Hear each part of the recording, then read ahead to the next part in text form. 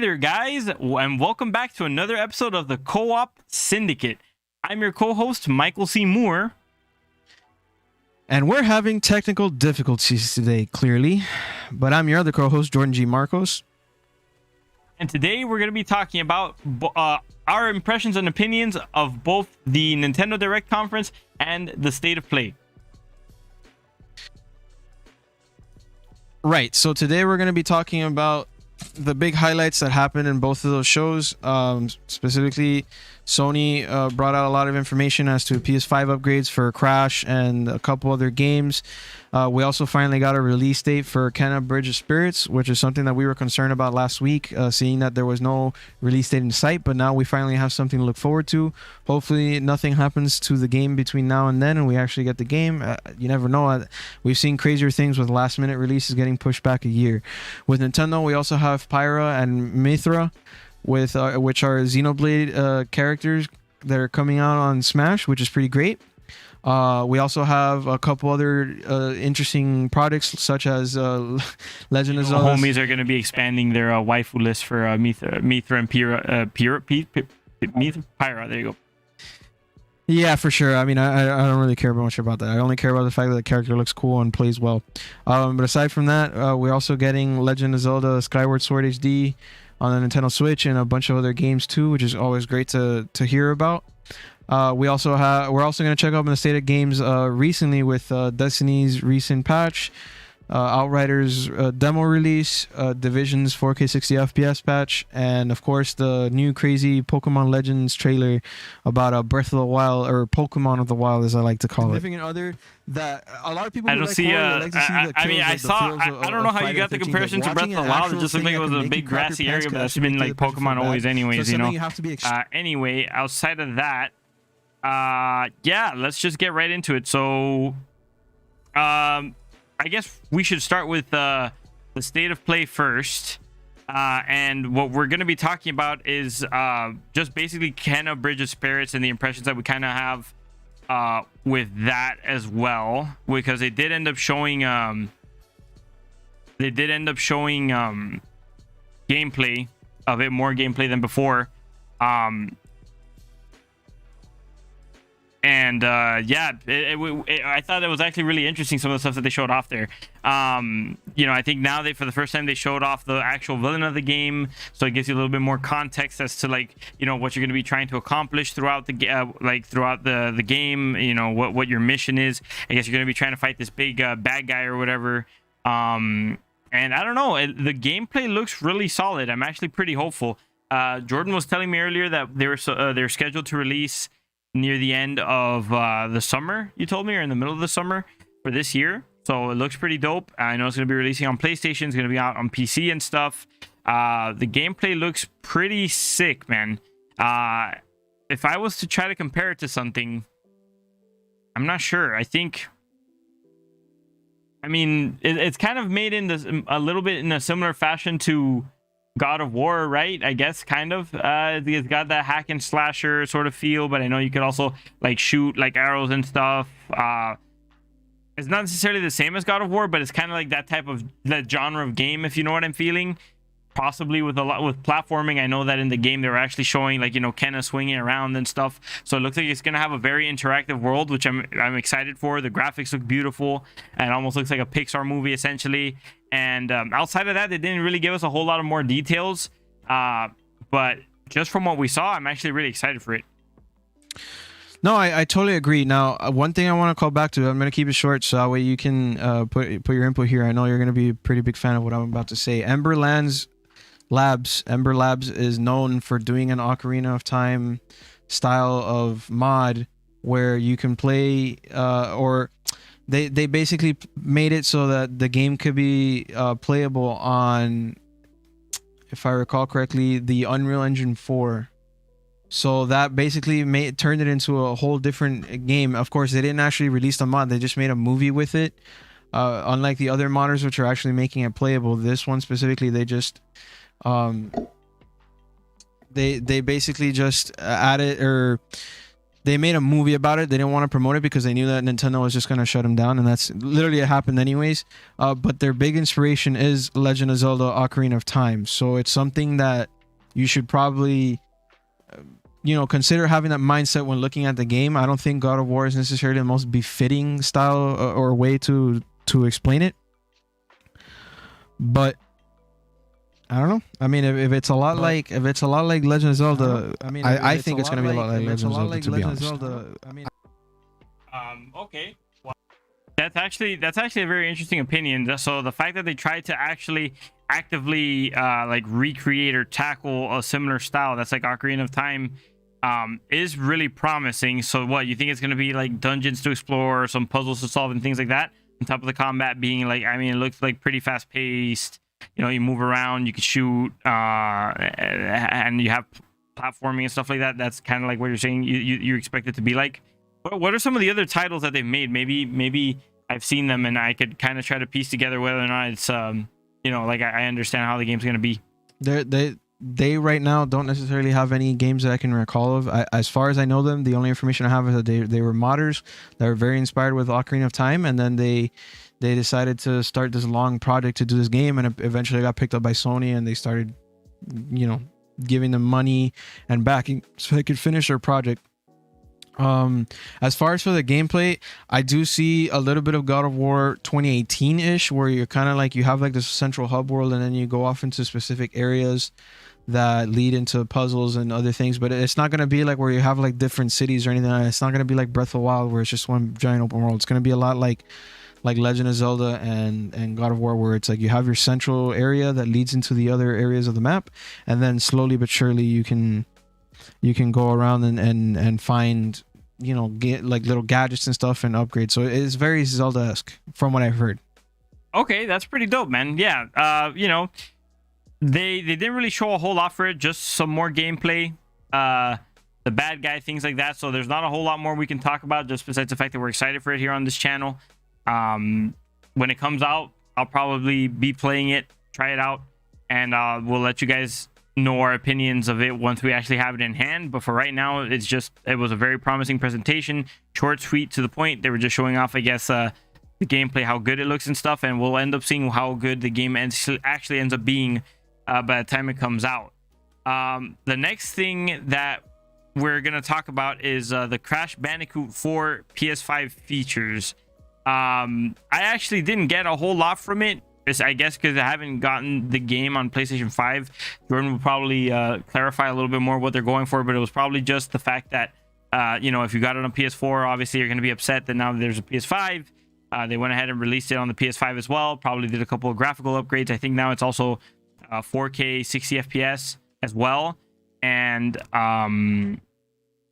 they just maybe made some other graphical improvements and probably added some more DLC content or something. I don't know. Why don't you tell us a little bit more about that?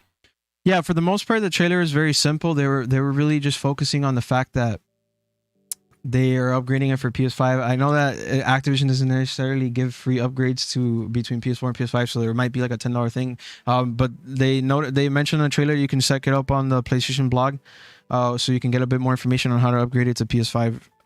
Aside from that, they upgraded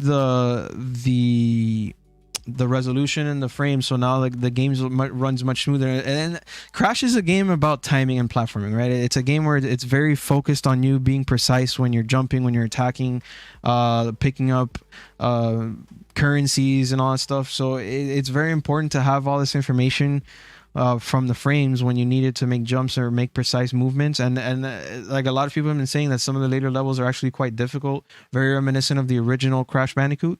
So having the 60 frames is actually a benefit. I know you, as a fighting game enthusiast, you love 60 frames because it just feeds you more information for the immediate combat, and that's exactly what's going on with Crash. Aside from that, I'm sure that they're going to add a couple extra little nuances and Easter eggs, but for the most part, that was the big thing. It was the upgrade to PS5 with increased or better load times and the better graphics.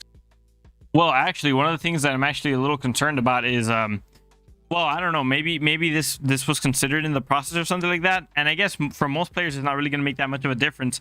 But I've heard that typically when a game is made specifically for a certain frame rate, what ends up happening a lot of the times if you try to boost the frame rate is that certain errors will start to be introduced to it, or like, I don't know, I guess like since I watch a lot of speedrunning, I think I've heard something like if you typically do a certain trick or something like that is done at a certain frame rate, if they end up boosting frame rate, it's not viable. So I think for casuals it's going to be fine. I don't know if maybe people who play the game more like hardcore or whatever are going to have some sort of a qualm with a 60, but I know that for a lot of the games on the PS5 anyways, it's been allowing you to flip the frame rate. Like if you want it to be in the original one, if you want it to be a 60, if you want to boost it higher, it allowed you to do it. So I'm sure that's going to be an option for this one as well, since you know they've included it in every other version up until this point as well.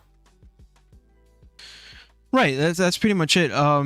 There's not much to say about it. It's just a simple upgrade. It's not like they added. I don't remember or recall seeing like any additional levels or anything like that. So there's not much more to say other than people who love Crash are going to be able to play it on PS5 with its full PS5 potential. Especially with the 60 frames is going to be just I don't know, for maybe you're right, some people might like just sticking to the 30, but personally I feel like 60 is always better, and as soon as people enjoy it, like it's going to be hard to go back. Yeah, I completely agree. Moving on from Crash Bandicoot, because you know they didn't really show a whole lot there. It's the same game, just you know made slightly better with DLC and all that. There was one that caught my eye a little bit more. It was an indie title that is set to release on PlayStation and PC as well. I'm not sure if the Xbox is going to get it as well. But it was Sifu. Very interesting game. I didn't necessarily get a whole lot from what was going on just from the trailer. Like, I know that it starts out, it shows this guy like practicing probably Kung Fu on his own in like a dojo or something like that. And all of a sudden it transitions to him walking into a hallway that looks like it has a bunch of thugs in there, and he picked a fight with them for some reason.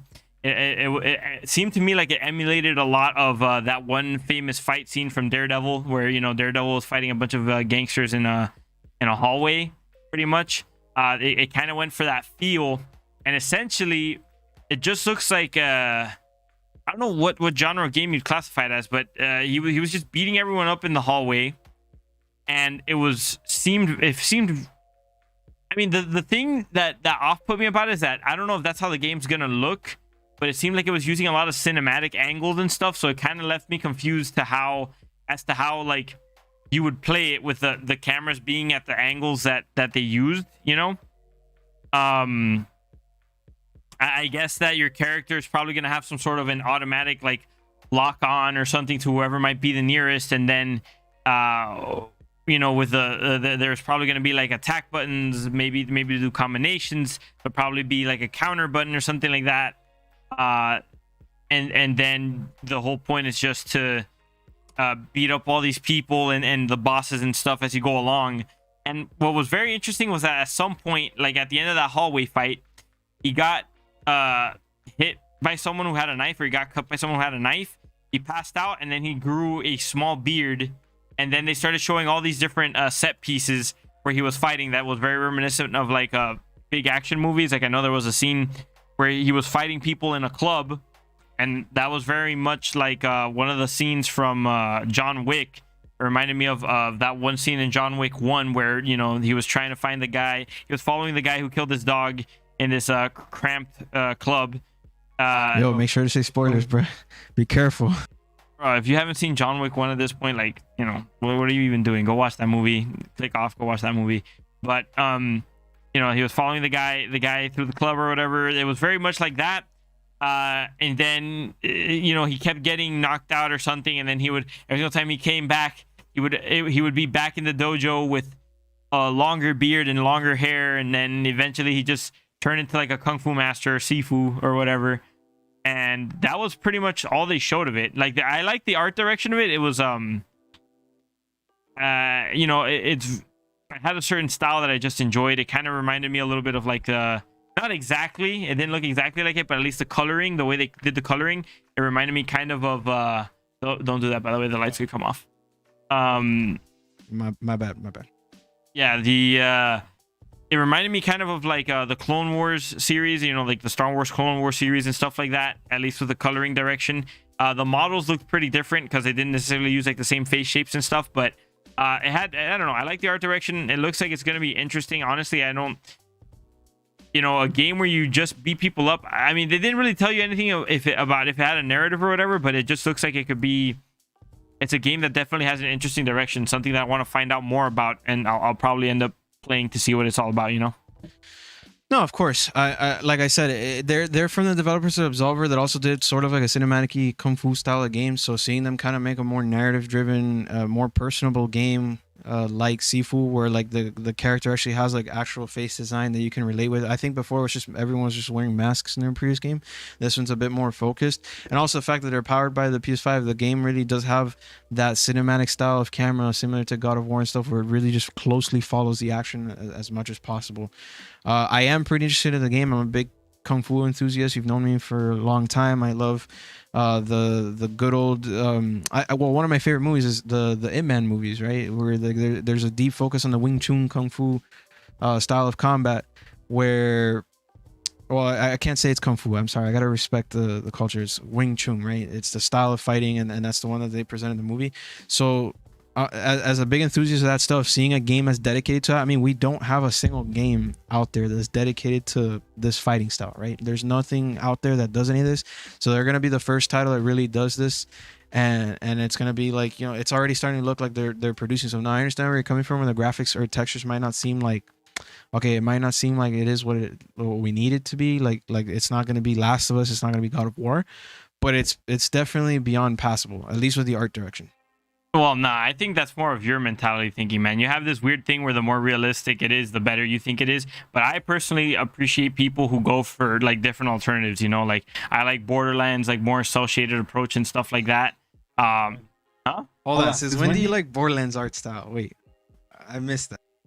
I've always liked Borderlands art style. The whole reason why I didn't enjoy playing it was, number one, that game had horrible frame issues on the PS3 when you tried playing with me, and especially in like in split screen. And then also, I mean, I guess that was the main issue of it, really, when I think back on it. It's just that the performance was like pretty bad, and then like getting into like that kind of RPG and stuff wasn't my cup of tea at the time. But one of like a game that I loved the art direction for was Budokai Tenkaichi 3 for the PlayStation 2. That had a cell shaded style. I love cell shaded styles.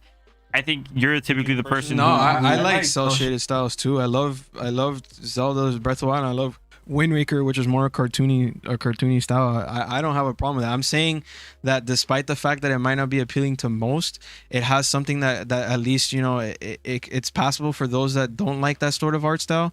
And then for myself, I actually do like it. I do find it to be interesting. As a matter of fact, it's like, to me, the game looks like a 3D Samurai Jack game. Like if Samurai Jack was like fully incorporated into a God of War style game. That's my take on it.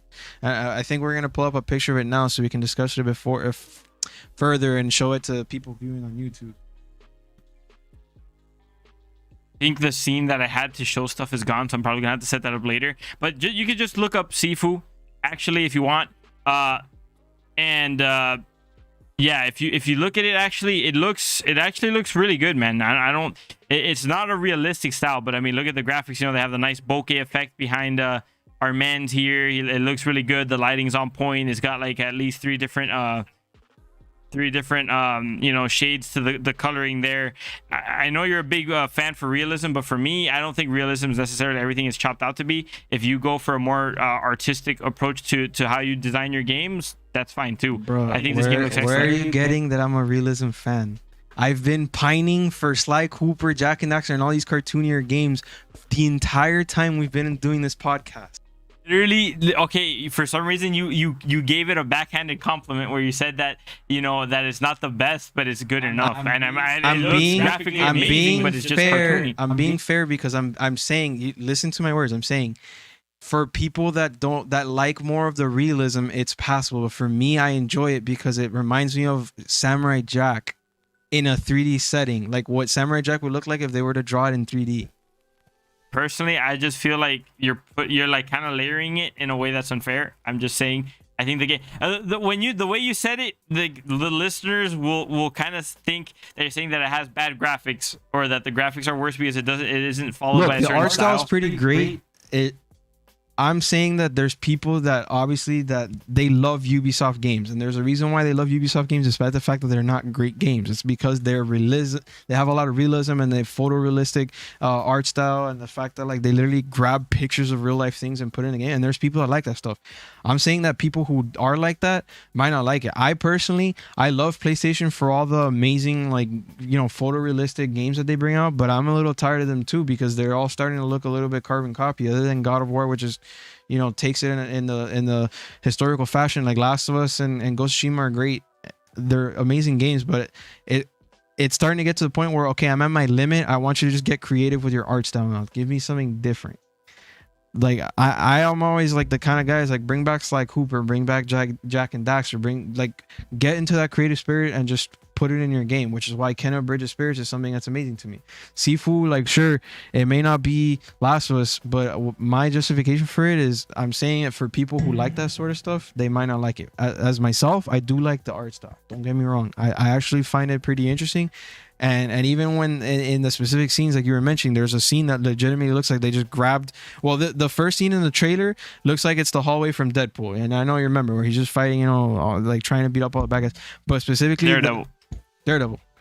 I don't know. I said Deadpool. I'm lost. But anyways, the next scene after that is the one that looks like it's straight out of John Wick, the first movie, where they're in the discotheque, right? Or whatever whatever. It's all neon lighted. The club with yeah, exactly. Thank you. I'm like I barely slept. But anyways, the neon lighting and all that, which is just like boom, it hit me. I was like, bro, this is gonna be the game. I'm gonna like playing this game. So, but anyway, it looks like most of the emphasis is obviously gonna be on the combat, and maybe there's gonna be something of a story with the fact that he's obviously, I guess he's mastering his kung fu. And he's getting older and wiser, growing out his beard, growing out his hair. Looks interesting. I think that the thing that's going to be the most interesting thing to watch out for this game is going to be the combat, because they showed off a lot of cool things. Like, I know you could interact with your environment in that game. There's a couple of instances where, like, he shoved people up against walls, or there was a fight going on in a room, and there was like a desk in the middle of the room. He grabbed the guy, kind of like, broke his head on the table or whatever. Weapons are obviously going to be involved. You're probably going to be able to counter people if they try attacking you with weapons and stuff. And then probably some sort of a sense of progression that might be tied into when you lose in a fight or something like that as well. So that's all the things we're going to have to keep an eye out for. Looks like an interesting game. And yeah, hopefully we get to try it when it comes out. Definitely agree. Yeah, another game that looks interesting here that they're going to be releasing soon is Oddworld Soulstorm. And so Jordan actually just informed me that apparently this game is actually going to be released for free, which is actually really interesting. It's probably something that PlayStation is doing to try to get more people on there. As of right now, just from what I saw all the way back then when they had the conference when they revealed the PlayStation 5, I had no clue what this game was going to be like, even though I know there are other Oddworld games that were released beforehand. I never heard of it before, and so this is my first time actually seeing it. But essentially it's going to be like it seems like it's going to be a 2D side scroller with like platformer as well. And it's very interesting because like the premise is that you're on this alien world, and I'm guessing your kind is being enslaved by, like, your race of aliens is being enslaved by like another race of aliens. And you're like a hero of your people or something. You somehow got like ESP powers, or like telekinesis and stuff, or psychokinesis powers or whatever. And you're just going around the planet saving your people, and you get them to follow you. And so, like I said, it's a side scroller, a 2D side scroller platformer. But you're also like, you're fighting like some monsters and stuff. There's probably going to be boss fights too. And then the thing is that as you're going around liberating your people, they start following you. And it looks like there's no limit to how many people can actually follow you. And then you also solve puzzles and do other things with them. There's actually a moment in the trailer that made me laugh, because it was pretty funny, where basically like the player was just running along. And then, he had his people with him, and they were trying to, the bad guys were trying to shoot down the main character with like a bunch of machine guns and stuff. And then essentially he was using his followers as like a meat shield, like he was just running along, and instead of him getting hit, it was his followers getting hit. I thought that was kind of messed up, but funny in a way, in a dark humor kind of way. And I don't know, it looks like an interesting type of game. Normally I wouldn't have really given Oddworld a chance, but for some reason it looks like they actually put a lot of thought into the gameplay, and it actually looks like something different that you don't see a lot of now. So I kind of want to give it a try. I don't really get a whole lot of what's going on with the narrative, but I think just the gameplay, the world, and all that looks interesting enough that I'd want to play it. And also just the way that you interact with, like, I think you have to interact with your people to try to keep them happy, because I saw at some point in the trailer they paused and it showed a menu that had like your follower mood, and then there was an angry face and then a happy face. So there's some interaction there that goes into you having to try to keep your followers happy while you're trying to accomplish the main goal of the game.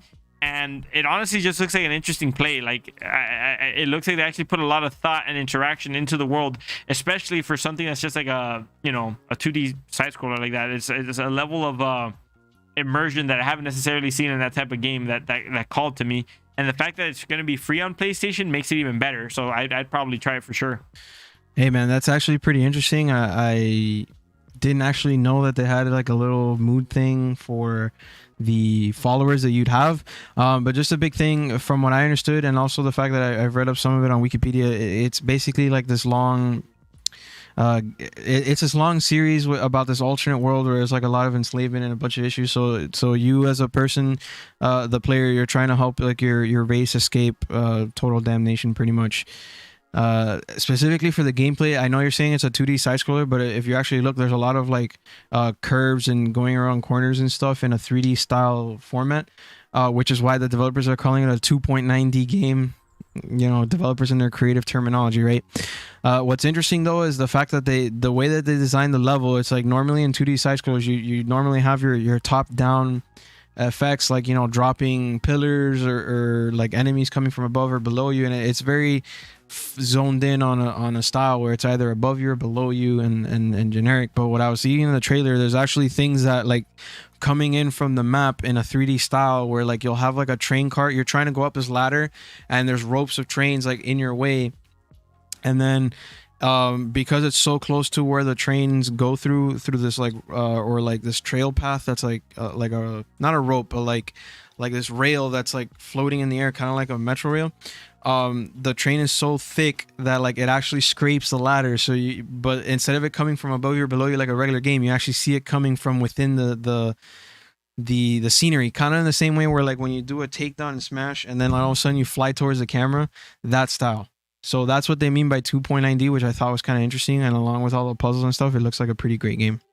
Well, yeah, they could have modeled everything in 3D and made the world like, they could have made everything work in 3D, but I consider it just a 2D scroller because of the fact that your character can only move in 2 dimensions, If your character, like the way I define the games personally, is like if your character can access that dimension, that's where I consider it that. Otherwise, it's just kind of like, Dragon Ball Fighters, for example, it's 2D, but like they use 3D models and then somehow like turn them back to being 2-dimensional. But within the actual game itself, you can only move in 2 dimensions. You can move up and down, and then you can move side to side. So I still just consider that 2D. The fact that they have stuff moving in the map in 3D or created the illusion of 3D, I think it's legitimate 3D anyway, but your character can only move in 2 dimensions. To me, it's still a 2-dimensional thing. Like, you don't move in 2.9 dimensions, like maybe there's a thing here or there where like you move a little bit closer to the camera, a little bit further, but ultimately your character's just moving to the sides or then up and down.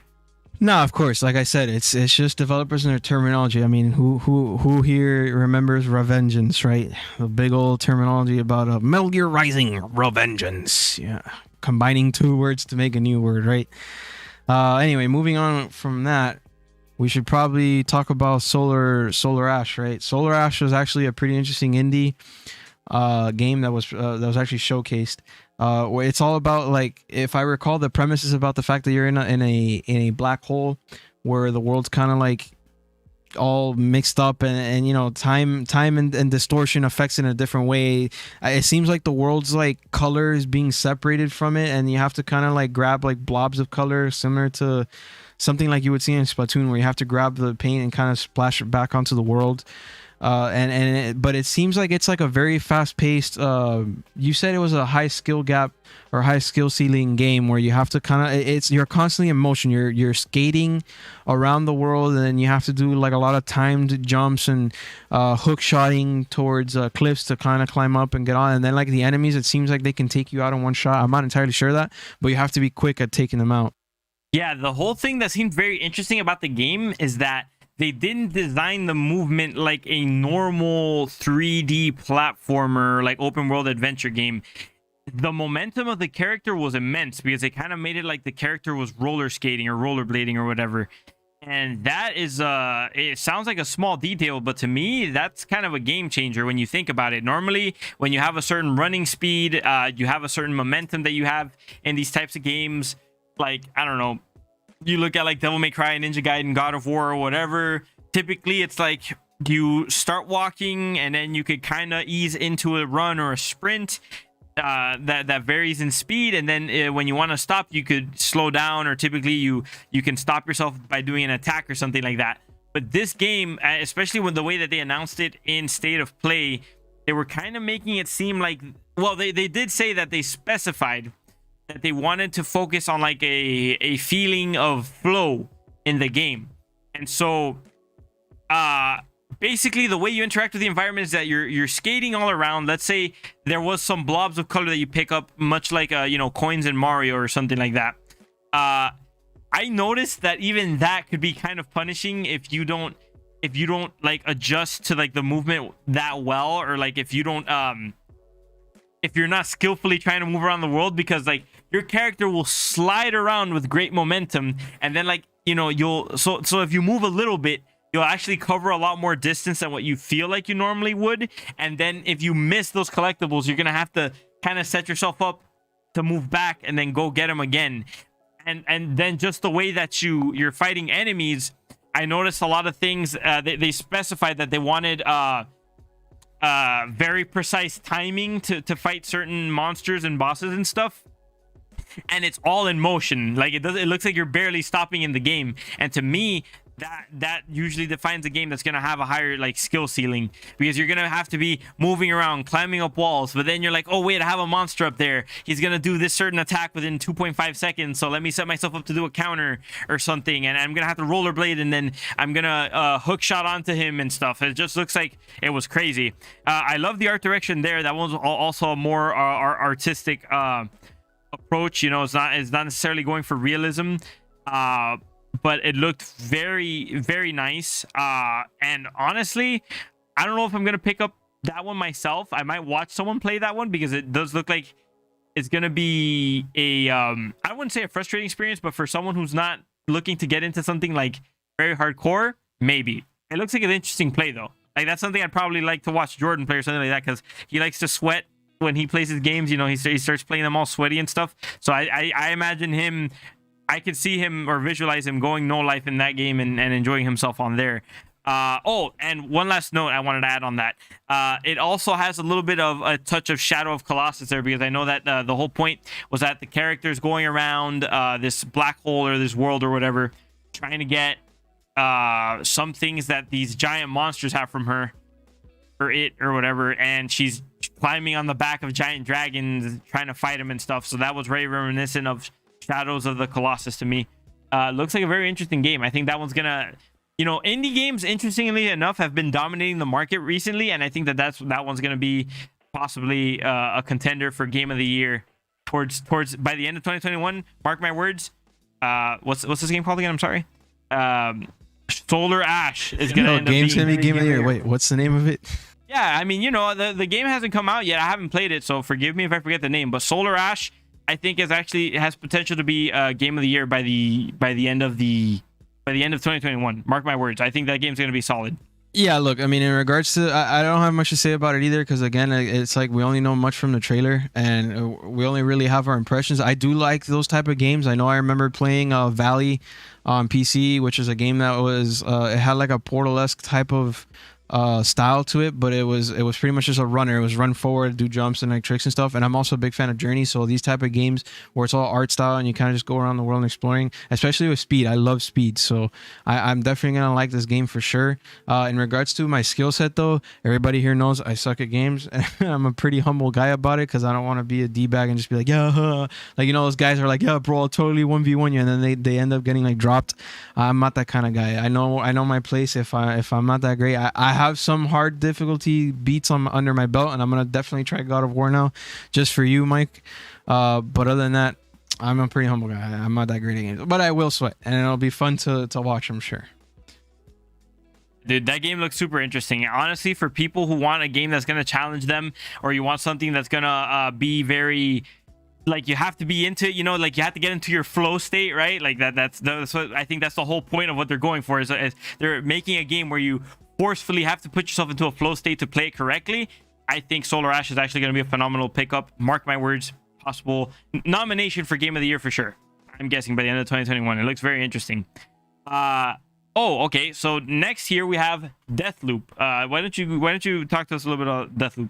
All right, so Deathloop, from my understanding, is a game where you are stuck with there's two protagonists basically, but they're at opposite ends. Aside from that, the main premise of the game is that you're sent to kill or drop the other person, the other protagonist in the game, and it's very reminiscent of it's from the same creators. Let's just start off from the fact that there's the same creators of Dishonored, so it's very reminiscent of that style of gaming where you have a lot of customization with abilities in first person, using and you're also an assassin in this game in the same way that you're in Dishonored, but with a more modern-esque style of game with modern art style, modern clothing, modern weapons, that sort of stuff. It seemed very much to be going for like the James Bond espionage type of feel with the music and stuff that they put in the trailer, which is pretty cool. But also, it just didn't. I mean, I don't know. Maybe you know a little bit about the narrative, so you'll have to explain to me. But I didn't get the feeling that much there anyone was like a spy or a secret agent, really. It seemed like they were more assassins or whatever. Yeah, they seem to be pushing this action-oriented angle. I'm not sure why. Maybe it's because they're just trying to, show off or showcase the gameplay. That's what they want to show off, like how cool the game is with customization. That's, like I said, it's Arcane Studios, it's Dishonored, the Dishonored Studios, so they have a lot of, that's like their thing, like customizable gameplay with different abilities and whatnot. But specifically with the narrative, it's like these two hitmen that kind of fall into this island or this specific area, and then they get stuck in this time loop, and they're constantly trying to outdo each other, but every time they do, the world just loops again, and it gives an opportunity for the other protagonist to kind of fight back and do, get revenge on their death. So there's a lot of that going on in the story aside from the constant fighting. So in this world, there's obviously other characters that are also stuck in this time loop, and they also have their own objectives or their own agenda. So you have to kind of work your way around that while also being hunted. It's a pretty interesting premise, but it's something that I guess we would have to have more information of before we can talk more about it, because it's like we're still in a mystery. It's like it's showing us off this action-oriented game, but then there's like this hint of, oh, you're stuck in this world, this time loop, and then like there's even in the trailer you start seeing like where the character starts going slightly insane, staring at a screen, like multiple screens of like saying kill across the board. So there's clearly a hint of like insanity in there, and there's a hint of action-oriented combat. Personally, I actually really like the characters that they put in this game. They have like a certain like playfulness and stuff. I mean, even though obviously they're trying to kill each other and they're killing people here, still they have like a sort of charming like playfulness to them that I actually really enjoyed. The characters actually seem really cool, so that's something that I personally am looking to find out more about. Like, I want to actually know about these guys. They seem, the characters to me, I think a lot of people like the characters from Dishonored and stuff, but I don't know, they didn't do much for me. They didn't necessarily, call to me as much. It seemed more like a gloomy setting that Dishonored was set in. This one looks a lot more colorful and lively, so that's something that interests me. What I'm actually looking forward to, there are multiple things. I don't know why specifically when it came to like Dishonored, people just loved breaking that game. Like, they broke the crap out of that game, dude. Like, I saw clips for that game that were ridiculous. Like, I don't know, people sending people up into space, them teleporting and then dropping down on someone and then killing like the whole room and stuff, and just doing a bunch of wacky stuff. So I'm honestly looking very forward to seeing clips of people playing this game as well, because it's going to be I know people are going to be coming up with some insane stuff. And also speedrunners. When people start speedrunning that game, they're going to probably break it in half, because those games always give you the coolest abilities and stuff in them, in my opinion. No, of course, and like I mentioned to you, the game is about customization, as Dishonored was. So you even saw it in the trailer. Like some guy, like on one section of the trailer, this dude's like teleporting between different rooms in a or I guess like a hotel, or like a I don't know, like a motel or something that had like multiple floors, and he was basically like teleporting through the windows and killing different characters and stuff. So there's something there that's gonna be pretty interesting in regards to the powers and stuff. And I know like they're very good at map design and world design, where like they have a lot of layers and rooms that you can go into, and areas that you can explore. So we're gonna see that brought into this world, while adding all this extra layers of like being hunted and the story and all that. It definitely shows itself as an interesting premise. And I mean, they haven't revealed a whole lot about it outside of that. Like, I think they did a good job like presenting the basic concept, but the deeper details of the narrative are lost on us. I know that gameplay wise they always kill it, so games also probably, that one's also, in my opinion, probably also going to be another nomination for Game of the Year, because I think Dishonored was, right? And when it comes out, I'm going to be looking forward to seeing, to at least if I don't play it myself, watching content of it from other people, because people do nasty stuff in those games. The next one is another one that I didn't think I was going to be that excited for, but the end had a very pleasant surprise for me in the trailer. Final Fantasy 7R Intergrade. Wow. Like, that was actually basically what they did is that it's an expansion and also an update for the PS5, where they greatly improved the graphics, the lightings, the textures, resolutions, all that stuff. They made the game look beautiful. They added 60 FPS, 4K resolution, and also they added DLC to the game, which is, to me, what's more interesting. You know, just quickly talking about some of the graphical updates that they made. You know, obviously, like I said, basic stuff. 4K, 60 FPS. The lighting looks way better. They added a bunch of fog in a lot of places that I guess you'd think would be foggy. The colors look more lively, like they don't look as desaturated as they did for the Final Fantasy 7 remake on PS4. So that's pretty dope. But now where I get really excited is the DLC content for the expansion, the actual expansion part, which was that now Yuffie is a playable character.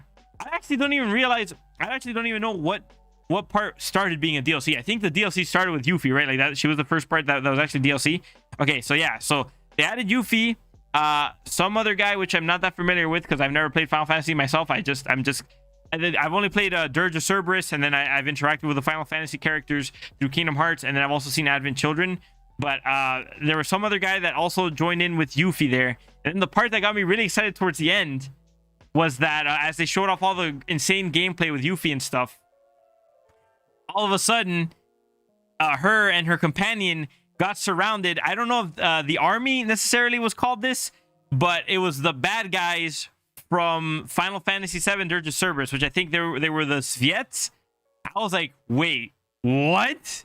Why are they bringing this up now? You know, like I thought that all concluded. Oh, well, actually, no, it makes sense because since this is Final Fantasy VII Remake, it would be happening around the same time. And the trailer ended by revealing Vice. Or I guess, I don't know if at this point he was possessed by Hojo or whatever.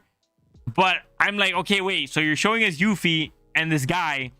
But where's Vincent, man? Like, you know, the whole game was Vincent against these people. And they didn't show him or whatever, which makes me sad.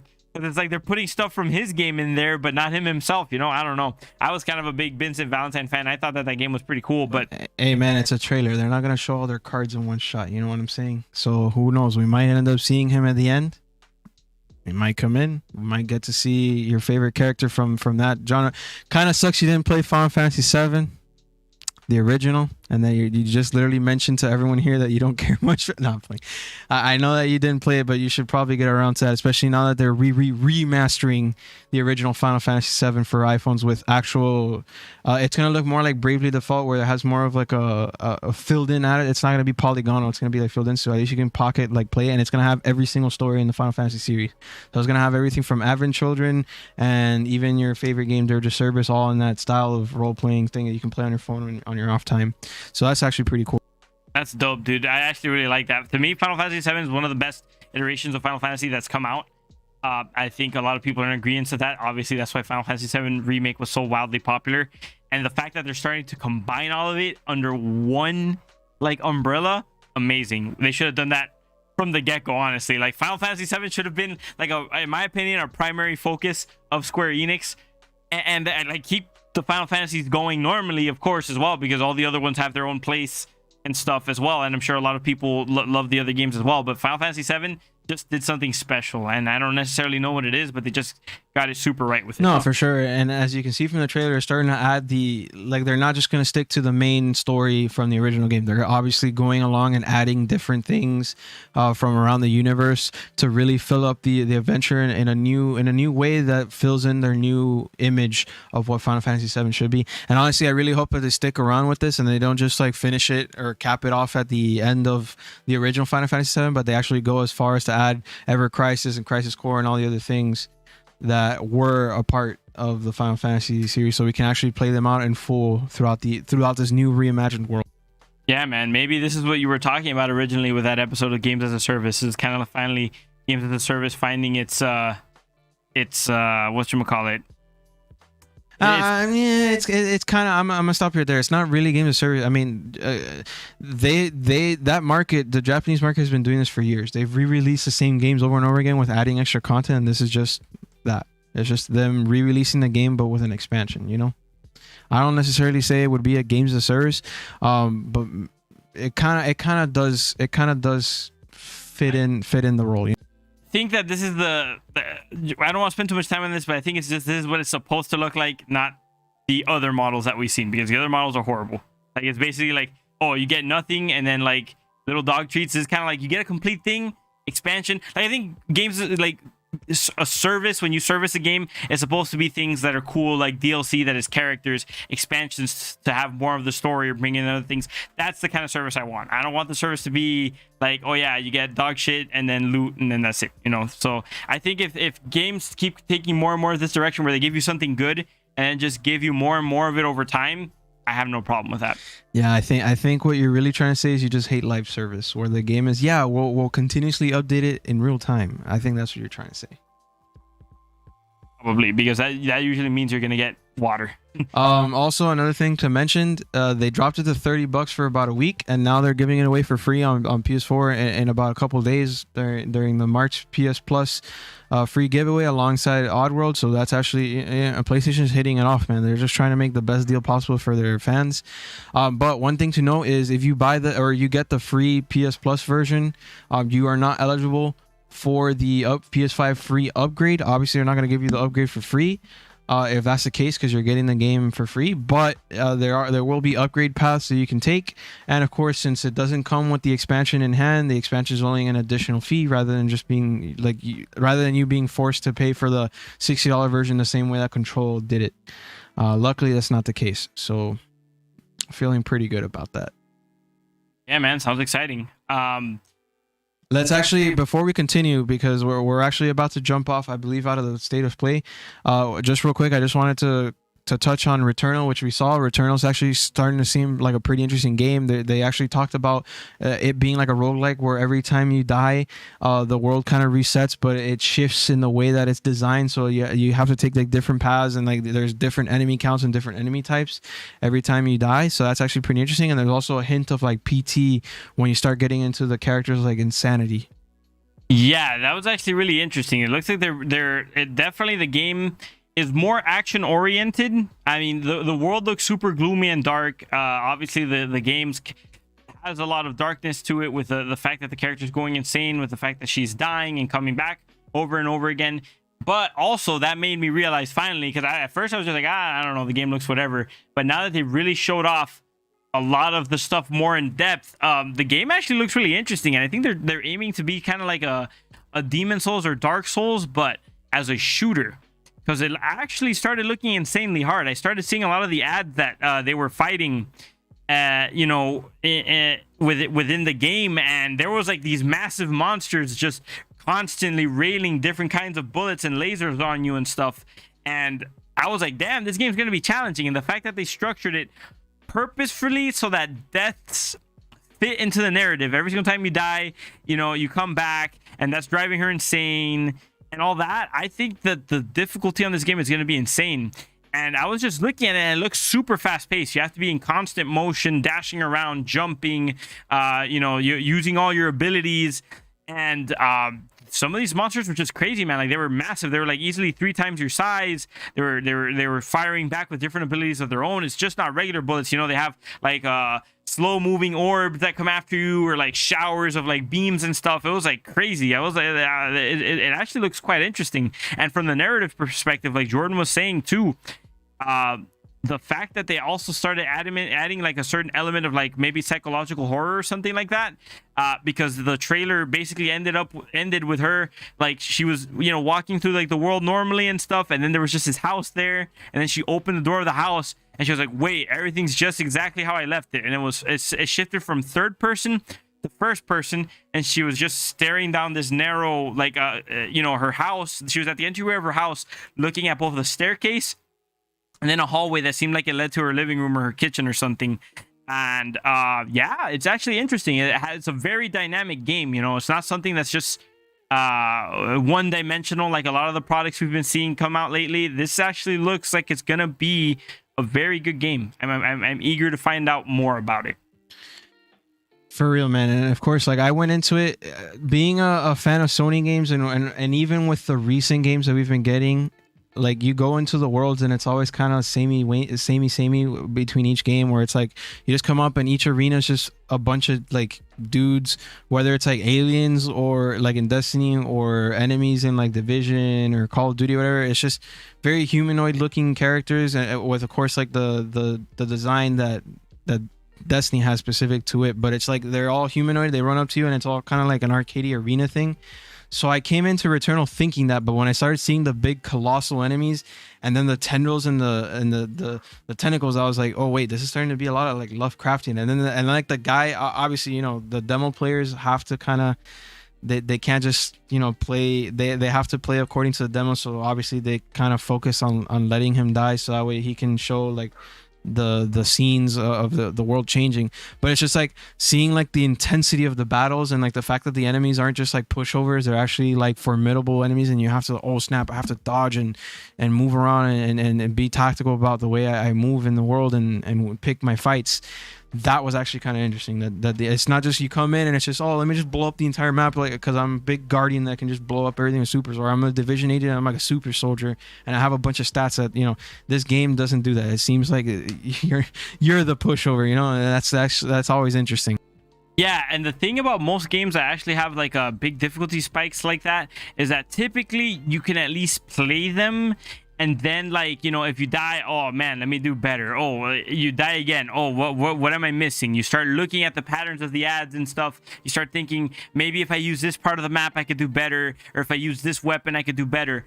But the thing is, this game specifically makes it so that the world is different every single time you come back, especially the enemies. When you go through a certain area again, it's not going to be the same type of enemy. It's not going to be the same amount of enemies. So you literally cannot play in a way that you just get used to the same situation over and over again, unless I'm assuming you have like over 1,000 hours in the game or something, and by that point, like how long is the game going to be out at that point, so you literally have to get good like immediately at that game. Like, it will test your reflexes, it will test your awareness, it's going to test your adaptability first over everything else. This is not a game that you're just gonna sit there and like die 1,000 times and be like, okay, now I finally got it. No, you're gonna just have to understand the game, get good, and beat it in that sense. Yeah, that's definitely true. And personally, I think as like you were mentioning the comment about me sweating with Solar Ash, I think this game's actually going to sweat me a lot more, and I'm actually excited for it. I'm already I'm hoping to reserve it soon so I can go pick it up on April and just really not stream it, but like make my walkthroughs and information on the game. I really do find this game to be interesting. Who knows? I might play it and not like it. I mean, it just happens. But for right now, it's hitting home. Like I really do feel like I'm gonna like the game. Moving on from that, we also have Knockout City. I know Michael didn't really get too much of a good impression from it at first when we saw it on the Nintendo Direct. Wrong. But are you sure about that? Wrong. Yeah, let me specify. So I think that Knockout City actually looks interesting, but what I was thinking was that it was going to be annoying when it came out, because that looks like a game that people are going to get very sweaty for. because there's been like this trend where I guess everyone's trying to make us like a pro gamer or whatever. So whenever a game has a competitive nature, people literally just like shove their faces into the game like within the first 2 seconds of it like being released, and then they don't let people have a chance. You know, that kind of happened with what was it, Fall Guys or whatever, where like literally like we were within like the game was a day old, and literally people were already developing a strategy for that one game mode in Fall Guys that you're jumping from panel to panel, where they were like, okay, no, you don't immediately go down to the bottom, you have to start jumping on panels and then take your time, and then when you go down, like fall down and then take out as many pals as you can, fall down again, take out as many, and then you make it to the last one, you start slow hopping and all that. Like really, you're starting to try to make this game meta when it's literally like a game that's like made for children. You play as like beans trying to race, bro, like, you know, like that's what I'm worried about with Knockout City, is that I feel like people are gonna get the game, they're gonna be like, oh yeah bro, look, you can like jump off a wall, then you like hit someone, you turn your friend into a ball, then you kill everybody in the game, and then you just win automatically. Like that's what I don't want. But my thoughts about the game is that it's actually really cool, really interesting because of how dynamic it is. It kind of has a basically it's battle royale-esque sort of. It doesn't really look like, I didn't notice if you do get loot and stuff like to enhance your gameplay, because it's dodgeball, like you're playing dodgeball. Typically it's like an open area that you can jump off walls and stuff, jump on roofs, climb down, you find balls, you hit people with them to knock them out.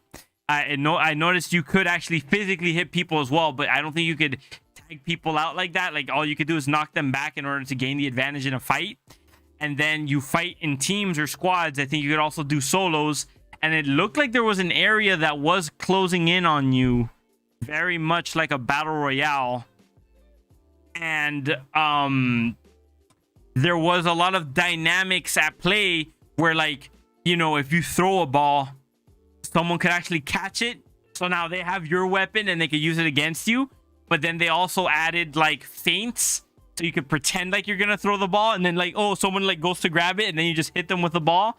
Or you could also get your teammate use them as a ball, I guess, if there's no ball nearby. Obviously that's a risk reward scenario, because you could just immediately have a ball instead of actually going to try to get one. But if you throw your teammate at a squad, now all of a sudden he's like right in their face, they could just hit him with a ball and tag him out. Or you could use your teammate as an ult and take out a bunch of people. That's the same thing, sort of.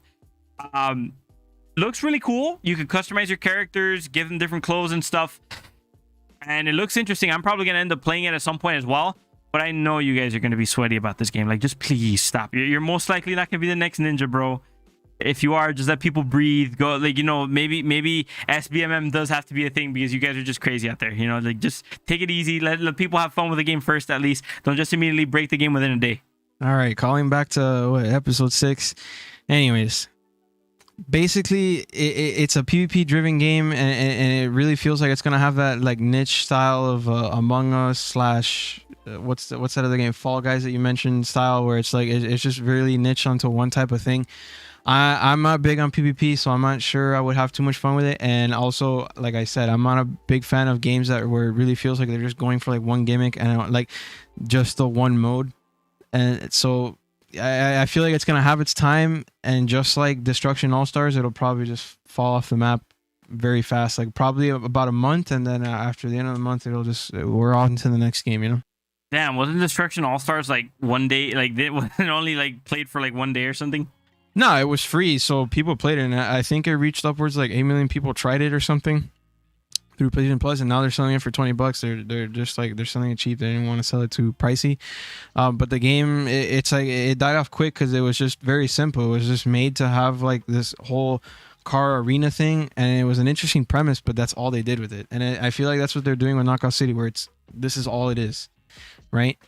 And it's not gonna be like, at least like Fall Guys, where it had like 100 different maps or 100 different mini games. It's just dodgeball, and these are the mechanics, and they specifically said these are the mechanics you can look forward to, and there's only like 6 or 7 of them. So it's like, I don't know, I feel like the game might be interesting, but, and it kind of hurts me to say it too, because they even mentioned it, oh, we spent 4 years making this game. Like, okay, yeah, but You spent 4 years on something that is only a piece of a game, you know. I think it would be kind of cool if these type of game modes were added as like unique takes on, like, for example, like if Battlefront magically had like this game mode for fun out of nowhere. Instead of having battle royale like everyone else does, they add this indie style game into that and just incorporate it. It could be interesting because it's an addendum to another game, so at least it has a way to fall back on something. Like Knockout City by itself, it's not gonna have much to fall back on.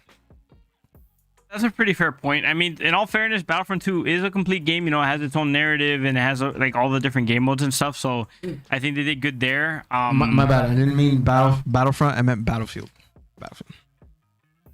Yeah, makes sense. But yeah, that's pretty much our impressions about it. It's a pretty cool. It's going to be a very interesting PvP game. I think for those of you who like playing competitive games, PvP games, you know, try it out. I think it's going to be good. It might be. I don't know if it's going to be the next big esport, but it's definitely going to be a esport, I think. Also, just beware. That means it's going to come with plenty of sweats.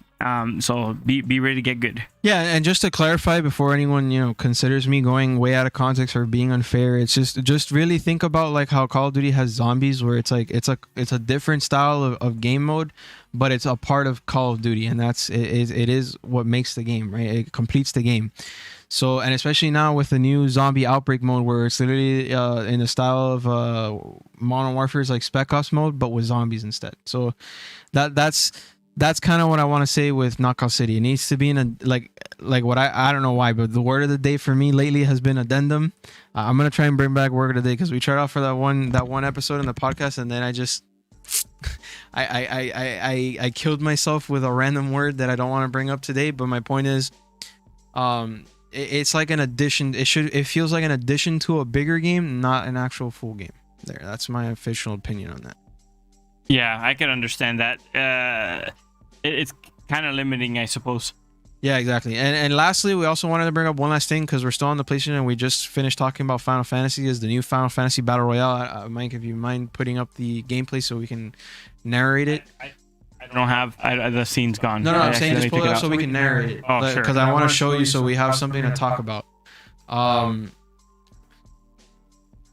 So what's interesting about this is that they basically grabbed Final Fantasy, the world, and they just shoved it into the battle royale system with shooting and the third person shooting mechanics and being able to.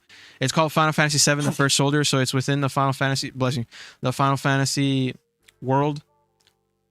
What's interesting about it is that they somehow did it. I feel like they might, unlike other game or companies like Ubisoft and all that, they tried their hand and it kind of fell. I feel like Final Fantasy VII has, maybe it's because it's Final Fantasy VII. They have something here. And right now we just pulled up the trailer, so we're gonna try and share the details as best as we can. Right now it's like we're under the Shinra Corp, so we belong to them, I guess. It's gonna be on iOS and Android as well. And oh wow, so it has first person as well. That's actually pretty interesting. You can switch between first person and third person, and they're really using the magic as well. Like I saw somebody bring up like an ice shield or a cryo shield to kind of block, and they even have close quarters melee combat on top of that. So it seems like a pretty interesting battle royale. Wow, this is actually really interesting. So it does have everything that pretty much makes Final Fantasy. Like you use magic. It looks like you use materia and stuff. You could actually there's RPG style combat. This is insane. You have summons. Wow, this actually might be the next Fortnite here. I mean, I don't know. Maybe it's gonna be too niche and it doesn't. But like, this is too interesting in my opinion to just not give a try to at least.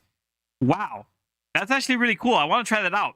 You guys should look up this trailer. It's actually really interesting. It's short, but basically they showed off a bunch of different combat. Like you could use abilities like wind to like go up on roofs of buildings, get up on ceilings and stuff. There's snipers. You can switch between third person and first person. There's actually melee magic. That's a very, very rich and interactive battle system they have there. Interesting. And very interesting. Final Fantasy making a battle royale. Hopefully it's not just a cash grab attempt at trying to cash in on the battle royale trend. It looks like it's actually pretty well thought out. The fact that they put summons and stuff, that's kind of broken. I want to see how that's going to turn out. Yeah, the summons were actually pretty interesting because they're not just one-off attacks like they are in the games. It's actually like you're summoning their spirit and they're actually fighting. So like people on the opposite side would have to actually fight these summons and take them out like actual enemy NPCs in the game while fighting other players. So it's kind of in or like it introduces an element of PvE and the PvP. It's a nice mix. Unique. I would like to see how it where it goes. It's going to be an iOS game, so I mean everyone's going to have access to it. I'm pretty sure they're going to do the battle royale thing where it's just release free and hopefully, you know, make the money back through cosmetics and stuff. We'll see what happens. It seems like a pretty interesting premise, and I mean, you never know. Some of the weirdest things can be the biggest hits. Now we're gonna continue with Nintendo, but before we do continue, I just wanted to make a quick shout out to some of our subs, our recent subs. We have some fans in Germany, namely a person named Shui and another person named Afo. I'm gonna use their online IDs for now, to keep them, you know, anonymous. But thank you guys for watching, and I also want to tip my hat to another person who's actually his birthday today, Lord Fellwinter. Happy birthday today. Thank you for watching, man. Thanks for subbing. And of course a tip of my hat to you, sir, for being enlisted and really being out there for us within, you know, in the military for the US. Thank you for contributing as a member of the military. Yes, sir. Happy birthday, and thank you for your service. Enjoy Jordan's neck-bearded fedora tip to you. And yeah, thank you for watching the show, man. I really appreciate it. I'm tipping my division hat specifically for Apple here, so he can you know, he can see the division, because he's the only division fan I know of besides myself. Moving along, we're gonna go ahead and talk about Nintendo Direct, starting with Splatoon 3. I don't feel like they really showed up a whole lot for Splatoon 3, man. That was just kind of like, oh yeah, this is a new environment. Here's a character. Look, if you pull up Splatoon 2, you'll see what it is. It kind of has this like... I know what Splatoon is. Like, everyone knows what Splatoon is at this point. Yeah, you fight each other in teams. You have a paint gun. You put paint on the floor, turn to a squid, jump up, do this and that, paint other people. Okay, yeah. I mean, they didn't show anything for Splatoon 3. I guess they're going to have different maps and stuff, obviously, but they didn't really show off that much gameplay. At least nothing that stuck in my mind. So that was kind of a disappointing reveal. I guess a lot of the reveals that they did on the Nintendo Direct were disappointing to a lot of people, but you know, whatever. Probably going to be a cool game. Yeah, I mean, that's just Nintendo. They at least they tell us that they're working on things, unlike other companies. So at least we have information. But they straight up came out on the Direct and they literally said, "We know you want Breath of the Wild 2. We know you want Metroid Prime 4. We know you want information on all these new games. We're not there yet. We're sorry." But please, you know, enjoy these trailers at least to see what we're working on in the meantime. And as we go, you know, we'll explain what we can. So, Splatoon 3, yeah, you said it. You basically said it. It's just new environments. Obviously, it's gonna be a bigger game, better graphics. But they haven't really mentioned much about the mechanics yet, as far as I know. I only know from what I saw in the trailer, and it seems like they're gonna the maps are gonna get pretty sizable, and hopefully they might even add more players to the fray in a single match to make it more interesting. We don't know. We gotta wait and see what's gonna happen with that. Yep. One thing that did catch my eye, I'm sure, as many other people did, and Nintendo never fails to deliver when it comes to Smash. The reveal of Pyra and Mythra. Excellent. Another amazing trailer, Nintendo. You did it. Awesome.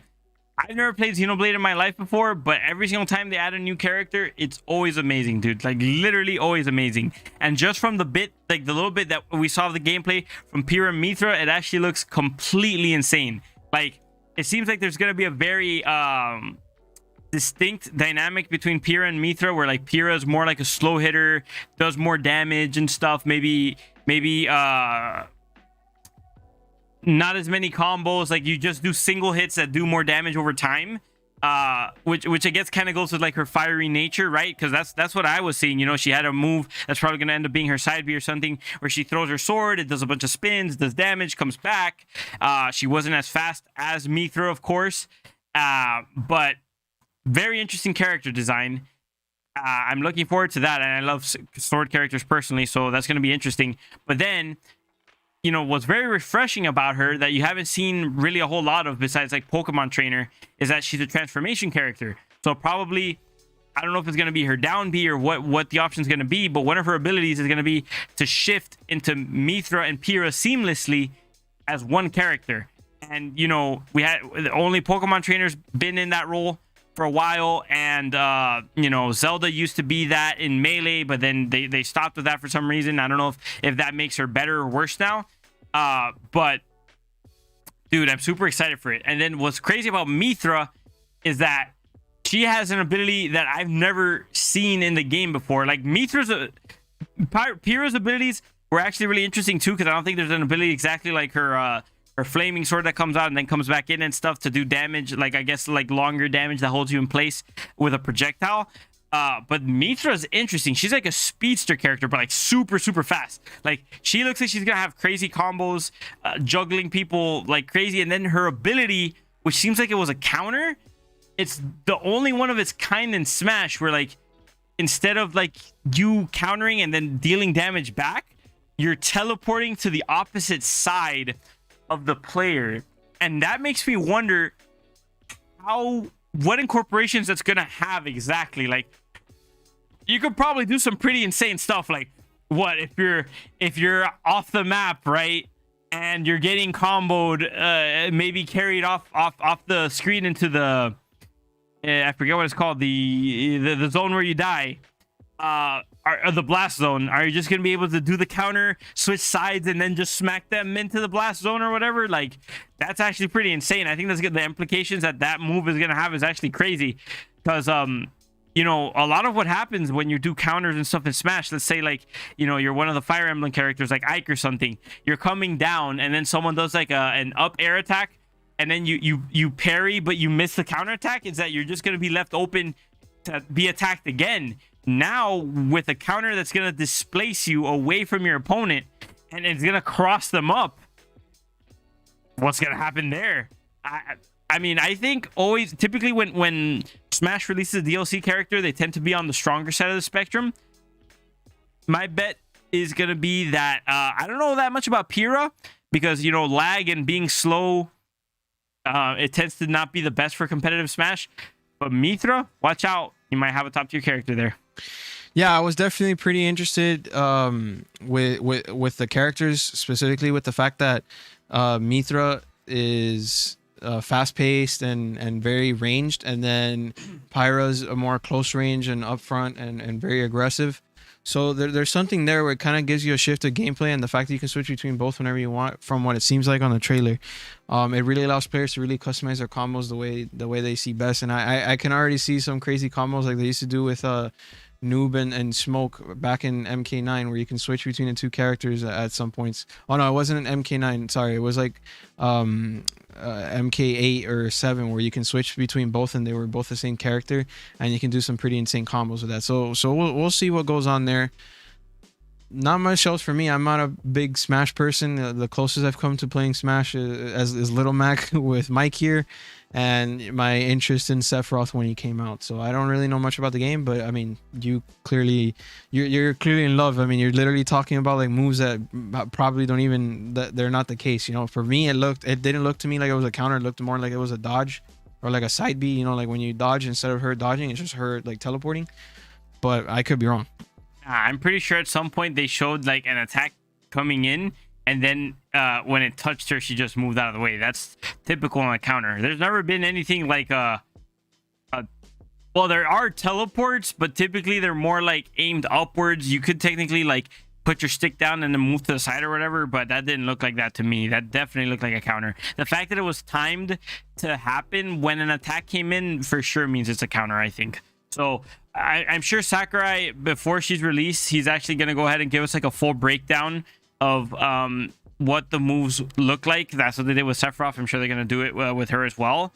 And yeah, I can't wait to prove you wrong, because I know that's a counter for sure. But I'm super hyped about it, man. No, for sure. I mean, any Smash characters welcome. I know fans really want like different characters that aren't Xenoblade and Fire Emblem. I know there's a big complaint. It's like, give us more Nintendo characters, like mascot characters. It's like, you know, the Xenoblade and I guess Fire Emblem is more befitting. There's only been one Xenoblade character though, man. The main problem is Fire Emblem. Well, yeah, the main problem is Fire Emblem, but that's what I'm saying. It's like now they're just doing Xenoblade. It's going to be the new Fire Emblem, right? They're still sticking away. I guess they don't want to put their mascots in that spot, or maybe they just haven't found like the right mechanics to bring them all in. But as far as what it is. I mean, the characters are at least fitting of the fighting genre. I totally agree. Next game looks also very promising that we're going to be talking about: Monster Hunter Rise Impressions. So the game looks sick, man. Like, I mean, Monster Hunter's always looked very cool, but all the additions and stuff that they made to this one looked very interesting. I know that throughout the gameplay, they were showing out they were showing off all the different creatures that are involved, and it looks to me like it's actually turning a lot more cinematic than it had in the past. I know that Monster Hunter has always had like a story or whatever, but it's never really been at the forefront, and I feel like with all the cinematics and stuff that they're adding in this game, there's going to be a story that's much more like present in the game. So that's cool for those of you who like a campaign that's a little bit more detailed. And then of course, Monster Hunter has its typical Monster Hunter things. It looks like the environments and the monsters are cooler than ever before. There's a lot of interaction that happens in combat with the monsters and with your environment as well. Like, I remember seeing some crazy things in the trailer, like they were trying to fight some sort of a reptile or a dragon or something that was in the mud, and then they ended up like, you know, using the mud and like collecting and then like throwing it at the player and stuff, which was really cool. It looks like there's some sort of a crazy creature that was called the Apex something. I forgot what it was. It was like they just called it the Apex in the trailer, but I saw it had a longer name. That looks like it might be the main villain or the main monster that you're gonna have to try to hunt or whatever throughout the story, which seemed pretty interesting. A lot of the characters looked pretty cool as well. Excuse me. Do we have water? Actually, I think we ran out, so if you want to go grab some, that'd be fine. Yeah, I mean, I totally agree with what you're saying. Monster Hunter has always been an interesting game to me from far, but I've never been into it. It's like a game where I feel like I have to be at the right mood to really sit down and get into the game. I find that the game, and a lot of people tell me there's a lot of deep mechanics and interesting game set or areas with like specific monsters where you have to really pay attention to what you upgrade, how you attack, how to hunt down these monsters. It's something that I like. For me, it feels like something I have to dedicate my time to, and I haven't had that chance yet, or I haven't had the right mood to start. Because when the game looks pretty fun, and I want to make sure that when it hits or like it clicks with me. I wanted to make sure that like I play it and it clicks, and it's like one of the games I carry forward as a franchise. As far as this game, I did find it I did find it to be a bit more narratively driven from the trailer, and I also kind of like the fact that they had like kind of like a hook shot type of thing where you can kind of like they had like these magical ropes or like neon ropes that they throw, and they can kind of throw themselves at certain areas. The weapons also look pretty cool, like the weird weapon where it's like a giant ball, and then it just like it like charges up, sort of like a chainsaw, and then like he smacks the big monster with it. There's definitely some pretty cool things there. Yeah, man, Monster Hunter has always had like really interesting weapons and fighting styles, and the way you fight like monsters and bosses and stuff has always been super cool. Like, you know, there was that one part where he walked up on like that magma dragon or something like that, and it looks like it's impenetrable from like many parts of its body, and you have to attack certain ones and stuff. Like, they've always been super good at doing stuff like that. This might be the first time I actually pick up a Monster Hunter, so let's wait and see. Outside of Monster Hunter, they did announce Mario Golf Super Rush, however you want to pronounce that. Honestly, interesting game. I'm not really one to play sports games that much, but typically Nintendo finds a way to make them more entertaining. It seemed like outside of being your typical golf game where you play as you could play as like all your favorite Mario characters, they did add a campaign mode where you play as your Mii. You can play as a Mii character throughout, and it's kind of like you're progressing and becoming like a golf superstar player, and you interact with the Mario Kart characters all throughout that while trying to reach your ascension to being a golf superstar. And it looks like where the game's really going to shine is the fact that you could play against your friends and family, and you could do it in the basic classic mode where you play like it's truly golf or whatever. But there's also a mode, I forget what it's called, I think they call it speed golf or something like that, where you all play at the same time. It's always your turn to tee up, so you're always constantly, you know, taking swings or whatever, and then you have to rush down to your ball and try to score it as fast as you can, using like dashes and different items and stuff to try to speed up and be the first person to make it in, which was really interesting. I think that's going to make for a lot of fun, like competitive play, and it looks like another fun party game, which is, you know, Nintendo always kills those types of games, right? I mean, you as a business, you have to see what's selling and what's not, and really to stay afloat, you gotta really, sometimes you gotta take risks, but sometimes you just gotta stick with what works. And I think that's what all companies did. But it seems like Nintendo's finally starting to get back to their creative roots with a game like this. A game I want to call back to is I don't know if you brought it up, but Mario Strikers, which is basically Mario but with soccer. And then there was like cool power-up abilities and stuff to do goals, and you had to you had like your favorite Mario characters there, and playing soccer, and it was kind of like a FIFA game, but like with interesting powers, kind of like the you mentioned it too, the street games, the street basketball and all that stuff, the ones where like you can get a bit more like with street rules and like hurt people and stuff. I don't know, that those games are kind of interesting in the way that they kind of invested themselves in making those unique mechanics. Specifically, Mario Strikers had that, so I know that Mario Golf Super Rush is probably gonna have interesting mechanics that will really separate the game from a generic top golf game or something like that. Yeah, man. I mean, you know, ultimately, when you get a Mario game like that, what it is just making competition super fun. I think that's gonna be super fun. You know, pick it up if you want. If you like playing, having your friends come over and playing games with them and all that, I definitely recommend Mario Golf Super Rush. It looks like it's going to be very entertaining and a fun time, you know. And if it's one of those situations where you guys try to compete to see who's best, you do the campaign, you know, get as many hours in it as you can, become a pro player, and then just wreck your friends when they come over.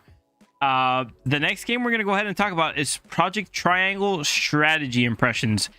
Personally, I didn't have a whole lot to say about it, or that much to think about it. It looks like any other tactical RPG to me. You play on a grid. It looks like you could burn towns and stuff. You just fight people at the same time or whatever. Honestly, to me, it seemed kind of generic. I'm not a big fan of the genre. Maybe Jordan might have some impressions that are a little better than mine. Okay. Stop saying impressions every time you introduce the game. That's not part of the title. No, I'm messing with you. All right. So basically, this game is specifically like it has the same art style, RPG art style, old school art style, like Octopath Traveler, because it's from the same developers, but it's not gonna take that style of gameplay. It's gonna be more like the OG Fire Emblems, and specifically I believe it's called Sokiden, which is like that old school tactical grid layered RPG where you move in squares and then you move up in like a battle arena to the enemy, kind of like with a chess style of strategy element to it. And then you know you do your RPG thing where you set up the attacks in a certain path. So you'll have like a little timeline at the bottom of the characters that set up with certain attacks and who gets attacked first. It's a pretty neat strategy game, but it seems like these games have always been known for their deep narrative. And as a person who's heard about the great stuff that Octopath Traveler did with their narrative, with the different character paths and all that, I feel like this game's also gonna merit from that developer's unique narrative style to really make an impact as to what type of game it is. Yeah, no, I totally agree with you, man. I was gonna tell you, you gotta watch out every single time you try to make a word into an adjective by adding a Y. Find a different way to do it, dude. Because the last time you did that, you got in trouble. Wait, what are you talking about? Like, what word did I say now? You almost tried describing the game as chessy, and the last time you tried adding a Y to a certain word to describe something, you ended up saying something that was a little vulgar. That's true. That's true. I mean, yeah, it's supposed to be chess-like. Yeah. I think chess-like would be better if I started using like instead of Y. Totally agree. I think adding Y is at the end of something is like something a kindergartner would do anyway. But moving along, we're gonna go ahead and talk about Skyward Sword HD. You know, not a whole lot to say about it. Skyward Sword was a phenomenal game when it first came out. Obviously, Legend of Zelda games typically are. They're like the pinnacle of, like, you know, open world action adventure games or whatever. I think mostly all they really did was just up the resolution or whatever. They didn't really do a whole lot in terms of like texture packs and stuff like that. And obviously they did make it so that you could play the game exactly like how you did on the Wii, but now with the Joy-Cons instead. I'm willing to venture, I think, right, because the Joy-Cons are actually really they're really precise, I think, in comparison to the Wii remote, that now the game's gonna feel tighter with the use of the Joy-Cons. But essentially it's just an HD re-release of the games for those of us who don't have a Wii and who didn't get to play it on the Wii. I personally didn't have a Wii because I thought the Wii was kind of at the time, so I do own a Switch. I'm probably might pick up Skyward Sword now that's going to be coming out on the Switch. So for those of you who haven't played it before, and I think even when they brought it up in the Nintendo Direct presentation, they even said, yeah, for those of you who haven't played it before, this is what this offer is really for, because it's just the game with slightly better resolution, at $60 on the Nintendo Switch. So either if you just want to play it again and you don't mind paying $60 for it, or you've never played it before and you want to play it for the first time, I think you should pick it up. It was a phenomenal game with a phenomenal story, and definitely one of the most interesting combat systems that have been in not just a Legend of Zelda game, but I'd say in any video game ever. It's very interactive, very immersive in the way that you fight. The enemies have specific things, like you could cut through people's shields, and your sword moves in the exact same way that you move it and stuff. So check it out. And it's actually kind of like the origin story of Legend of Zelda, because it's like the first one in the timelines. It connects all the timelines together, kind of like how Breath of the Wild is like the game that connects all the timelines together at the end.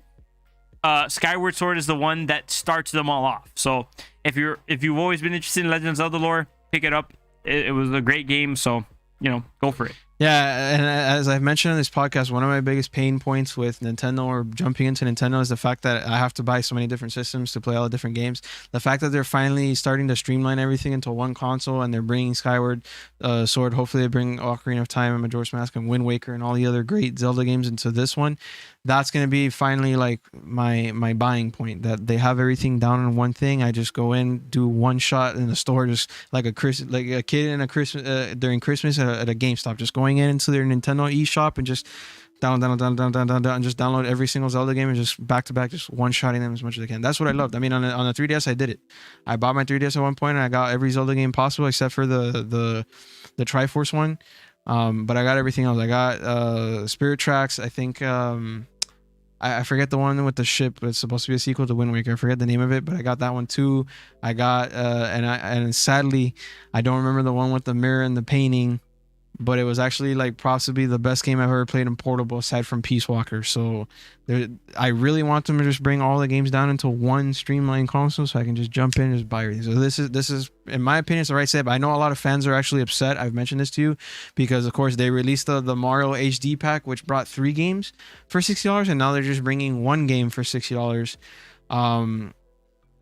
But I'll cut them some slack, because at the end of the day, they're at least re-releasing the game and streamlining it so that everyone in a more modern sense, or like with the latest console, can actually play it. Dude, that's I totally agree with you there. Hopefully they keep doing that. They end up bringing back the games that we love, putting them on the Switch, making them HD and all that. And I have a Switch, so I'll gladly add to them. Next, we're going to talk about No More Heroes 3. I can't even believe that this game is actually finally getting another sequel, because I felt like it's been 30 years. I've only been alive for 24, but I feel like it's been 30 years since I've seen that game, dude. I literally, and that game was a fever dream when I think about it. Like, I didn't even remember that was a thing from how far ago it was. Like, that game is like, what, 10 years old, 11 years old at this point or whatever. It's getting a third part. It's releasing on the Switch, so I'm guessing it's gonna have motion controls. I was a little confused because they didn't really present it. Like, they obviously didn't give it as much of a presentation as Skyward Sword did, which they made a really big deal about, emphasizing that Skyward Sword was gonna have motion controls. So you'd figure they'd do the same thing for No More Heroes 3, but they just kind of threw it out there. They were like, yeah, you fight aliens. Yeah, instead of assassins, now you fight aliens. Kick aliens in the butt. I mean, or whatever aliens have. Haha, we're funny Nintendo writing or whatever. But No More Heroes, I think, did it get any nominations or anything back in the day? I know it was very popular. It was like a very popular game that people played. It had I think it had motion controls back in the day too, or you could choose to play with motion controls. And people were big fans of the story. They liked the characters. They liked the combat, which was pretty unique for its time. The art style has that more cel-shaded look and stuff. And it was cool. It was cool back then.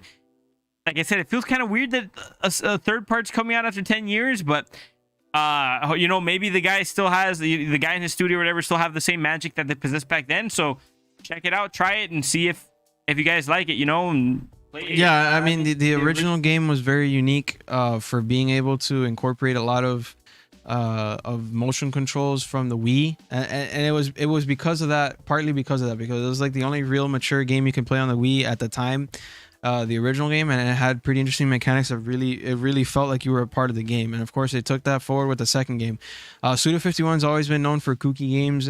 Like, he's very niche, and he may not be like Game of the Year or Last of Us or anything like that, but when you play a game of his, like, you really fall into his world. Like, he makes you laugh. There's dark humor. That's the thing, you have to kind of stomach the dark humor, but when you do get past all that, like, it's just you laugh, you enjoy the game. It kind of gives you this weird feeling where it's like kind of like you're weirded out, but you're enjoying it at the same time. But specifically for Suda51, I mean, he went through some serious hardships. Eventually they ended up, him and his team ended up in EA, and he ended up making Lollipop Chainsaw and that other game that we mentioned in the Valentine's episode, Shadow of the Damned, which are pretty interesting games. He ended up working with I think the guy's name is Itadaki, the creator of Resident Evil 4 and all that. So it was kind of cool for him to meet up and do like this little project. But then of course, like, Grasshopper Manufacturing, his company, got bought out by a different publishing company, which I don't recall the name right now. And essentially what happened was that they tried to make this project for the PS4 era. Something happened where a lot of those like smaller companies during the PS4 era either fell off the thing or just try to hang on as much as they could. And that's how I feel that what happened with Suda51. He was trying to make that horror game with Del Toro that eventually just became I forget the name of it, but it's like a game where like it has Die in the name of it, or Let It Die, I think is the name of it. And it's just a survival Dark Souls type of game. That's free to play, and they've been under the radar, but this is like, I guess, their big comeback. So cool. Yeah. You know, hey, more power to you. You know, you made a good game back then. I'm sure you can make it good now. Give me No More Heroes 2 on PS4. Yeah, I have the first game. I want the second game now, and then eventually, of course, the third game. Like, please bring me these games back. I want them on PlayStation. I want to be able to play them. Buy a Wii, literally buy a Nintendo console. Just do it. I already had the game on Wii. I'm not buying another Wii. I have the first game on PS3. They can bring me the second one. No. Yes. Nintendo's winning. Get over it. Anyway. In your dreams. Anyway, no, I mean, they're the market leaders now, bro. Say what you want. Anyways, talking about Pokemon Legends Arceus impressions. All right, Jordan's gonna have to talk about this because I actually didn't really see much about this. The only thing I saw was like a GIF of the gameplay or whatever. But Jordan, you take it away. Acreus. It's pronounced Acreus. Acreus? Oh, I thought it was No, are you sure? There's a Pokemon called Arceus, bro. It's spelled Acreus. I looked up the title. Just look it up. Just look it up on YouTube. We're gonna put up the trailer so you can see the game. So essentially, what's pretty interesting about this is that they basically grabbed the Breath of the Wild style of art and the gameplay or like the world design, and they shoved it right into Pokemon. See? Oh no, maybe I was wrong. Rip. Arceus, whatever. Good job, Jordan. You know nothing about Pokemon. yeah, great. I love talking about Pokemon. Nobody cares about that anymore. Nobody even watches the anime. Have you lost your damn mind? Pokemon is literally one of the, if not the biggest RPG. Bruh. Maybe if it wasn't a more competent console. Oh, this guy's an idiot. Forgive my my co-host here. He doesn't know what maybe he's if it was on PC. Yeah, maybe if it was on PC. If everything was on PC, then the world would just be a merry place, wouldn't it? But don't disrespect Pokemon. Come on now, man. This is literally like... After the last game, I share the sentiment with all fans. They effed up. Bruh, someone who has a Pokemon card, if someone owns a Charizard, they could buy your house. They literally sell you into the black market, bro. They could get a hitman and get him to go after you. So I suggest you don't disrespect Pokemon like that. There's someone listening to this right now who has a Charizard card. They're gonna sell it and they're gonna put a bounty on you or something, bro. Damn, dude, if they really love Pokemon so much just to get rid of their own memories, I mean, that's on them, you know. Hey, it's not their fault that Charizard's accumulated so much value, dude. It's just, I guess, the fact that it's so sought after and rare. But let's see what's going on here with this. So after you embarrassingly called yourself Acreus, but it's actually Pokemon Legends Arceus, trying to correct me about Pokemon when he doesn't even play it, dude. Rip. Whatever, dude. If they ended up doing it, or like they turn it into Breath of the Wild and it ends up being nothing like Pokemon, I in my right mind, I got it wrong in the right way, because I'm basically insulting a game that's gonna get it wrong in the same way that people hate the fact that Breath of the Wild isn't Legend of Zelda. Well, it's probably not gonna be Pokemon. Okay, so it looks like it is open world, and then it looks like you're maybe a part of like a clan of like Pokemon ninjas or something like that. I saw that there was like a Piplup in the grass there. There was also some Bidoofs. Now she's hunting down. I forget what that Pokemon's called. It's like the. Oh shit! Wait, what? Lucario? Okay, what's going on here? Okay, so there's obviously stealth elements to it. You crouch. Wait, was that a direct attack to your Pokemon or to you? Okay, cool. Relax. Hold on, relax, bro. It was a direct attack to the Pokemon, not the human. What is it? This isn't the manga, the super realistic manga. You never know, man. They might decide to go that way. Cool. I mean, I don't know. They didn't give me a whole lot to go off of. It was open world, which is interesting.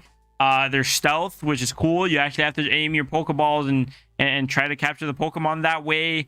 Now, I want to know what's going to happen with the combat, because they really didn't show any menus or anything off. They just kind of showed that like the Pokemon were there and they were attacking each other with the camera being over the shoulder. I guess it's still going to be the same turn-based combat that we're used to seeing in Pokemon, because it would be very weird if they went with any other direction. Although I think it would be cool if like they straight up just went full like I don't know, like hack and slasher or something. That would be pretty weird. But honestly, the game looks pretty cool. Yeah, you can literally see it from the gameplay right there. The small little. That's all, folks. That's all, folks. Yeah, you can see it from the small snippet of gameplay that essentially what it is. It has that Breath of the Wild feel with the art style, the world, and the camera. And what's actually kind of cool is that you kind of go into this third person like aiming system to kind of throw the ball to capture the Pokemon, which is kind of interesting. To capture the Pokemon, you know, throwing the Pokeball, and then the combat style, it's very reminiscent of Colosseum. I don't know if you saw it the way I saw it, but it reminds me a lot of Pokemon Colosseum, which is probably my favorite game because it was the only one I really like got into. I've played multiple Pokemon games, but specifically that one I really went in deep and actually got somewhere in the game. So watching this game now, using that Breath of the Wild style of game design, it seems like it's going to be pretty interesting. I know I'm kind of like already slowing or winding down. I didn't sleep well last night, but which speaks to some of my mistakes, but it's whatever. That's besides the point. My point is that I feel like the game, in order to do all these new mechanics, they're going to do the same thing that they did with the previous Pokemon game that everyone had an issue with. They're going to do a lot of mechanics that are simplified for the sake of, you know, the controller and the style of gameplay. It's just what it is. Okay, I don't know what you mean, man, because like Breath of the Wild's pretty in depth and it uses the same controller and stuff. So well, yeah. But I'm not saying Breath of the Wild. I'm comparing it to the previous Pokemon game where they simplified it.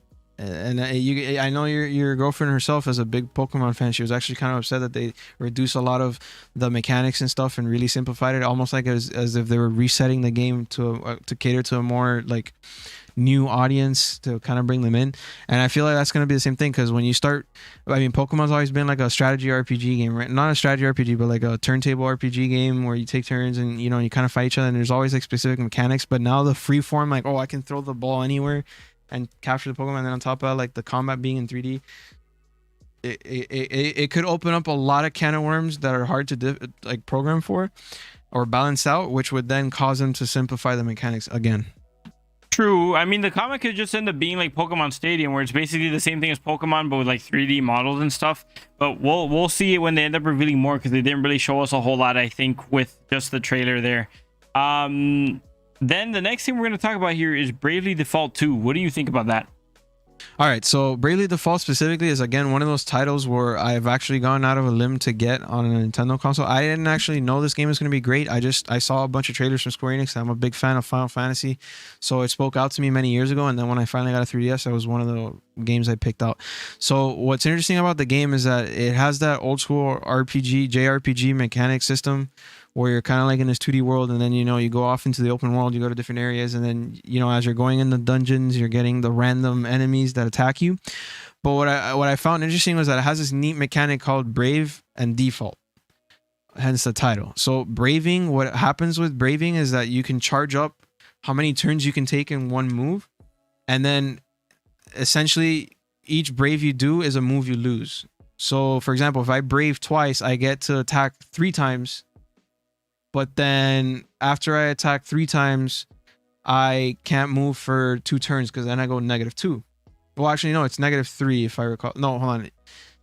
Yeah, so it's -2. So if I brave twice, I get to attack twice, right?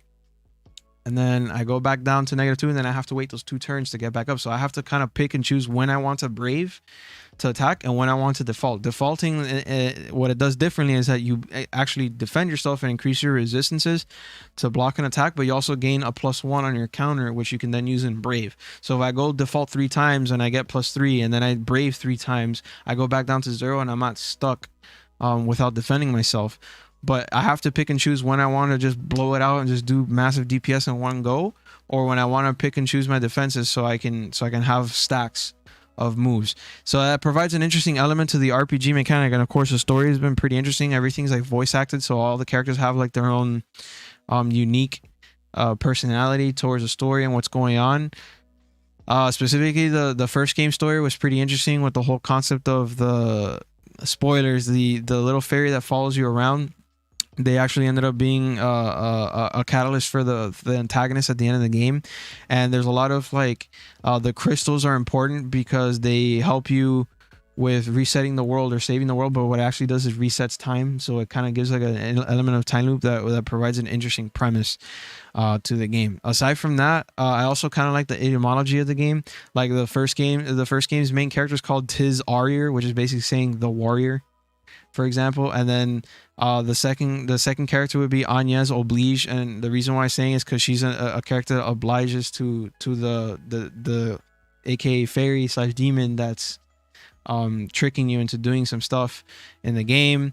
So that was kind of interesting that they kind of used the names of the characters to represent either the class or their purpose in the game, and I thought that was kind of interesting. I'm not sure so far, like I've been playing Bravery's second end layer, which is like the expansion sequel.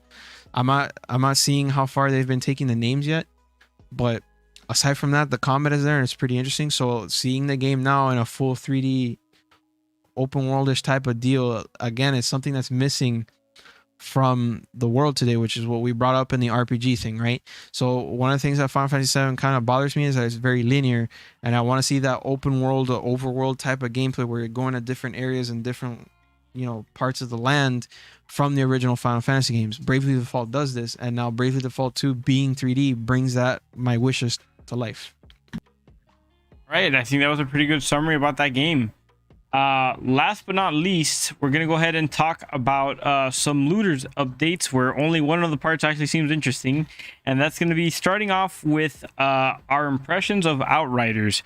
I guess I've seen a little bit about Outriders, so I'll go ahead and start with mine first, and then Jordan can go ahead and chime in with his since he has a more in-depth understanding of it. Just from what I saw, the game looks pretty interesting. It looks like it's going to be a lot of fun to play with your friends. It looks like the combat's very pressing in the terms of like, like the enemies rush you down and they seem kind of smarter and stuff. And there's a lot of enemies like firing at you like at all times, which seems pretty cool. It looks like it could create some pretty interesting high pressure scenarios. But I also did want to comment that while it was just recently released and I was watching gameplay of it, that it looked like it had kind of like a lower budget feel to it. Personally, as an animator, I used to be an animator, and as an animation buff or someone who's really into it, it bugged me quite a lot that it seems like the animation's kind of like poor or buggy in the game. I noticed a couple of funny glitches that happen where, like, when you're turning fast, it looks like you snap your head like to turn around 360 in the game a certain direction and whatnot. And then the standard running animation looks kind of like floaty or weird to me. So in terms of like aesthetics, it's kind of disappointing, but it actually looks like it could be very interesting. And I like the fact that you have different classes with different abilities, and the way that they can interact to fight monsters and stuff looks really interesting. I was personally seeing some gameplay about the class that uses like ground pounds and smashes and stuff in order to like off balance your enemies and stuff. So it looks possibly interesting. I know that it has cinematics and a story of its own, so it definitely failed to be as much of a disappointment to me as Destiny was, at least so far. I'd have to actually give it a try to see where it lies. But I do also have to say that I'm slightly concerned with the fact that it seemed of a lower budget. But I'll give it a shot before really, criticizing it any further. I mean, you never know what title's going to be fun. I mean, we've seen the most high budget games like Destiny fall off the wagon, and the lowest budget games like indie games come out and be like stars. So you never really know what's good or not. Personally, my impression, it was like I felt like I was gonna dislike it, so I went in with the expectation of me like, oh man, this is probably not. I liked it for a bit, but as I saw more and more gameplay, I was like, man, this is starting to seem like it might not be something I like. But as I went on, I just fell in love with the combat. Like I was just so entertained with like the fast-paced gameplay, and it fits to my playstyle. So for some of you to know, like I've already told you guys, I'm fairly bad at games, but one of my playstyles is the Purple Heart Medal of Call of Duty. Basically explains it best. I'm the kind of guy where it's like I get shot, I go into like the red, I need to hide and take cover to heal myself, but before I even finish recovering, I pop my head out again and try and take out a couple more enemies. This game literally feeds on that. The more aggressive and the more risks you take, the more rewarded you are, because you heal by attacking enemies. Like sure, you can hide and you'll maybe heal like 33% of your health, or maybe like 25%, somewhere around the range, like probably 30%. But if you don't actively go out of your way to take somebody out, the chances of you healing are nothing. Now, of course, this presents a little bit of balancing issues, because, of course, I've already had some situations where I'm fighting a boss and there's no enemies.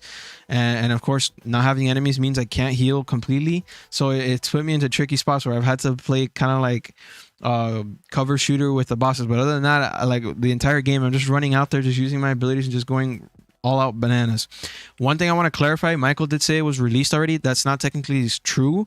It's sort of already released, because the demo has the prologue and the first region you reach, like the first couple of quests you reach in the game, or you receive in the game.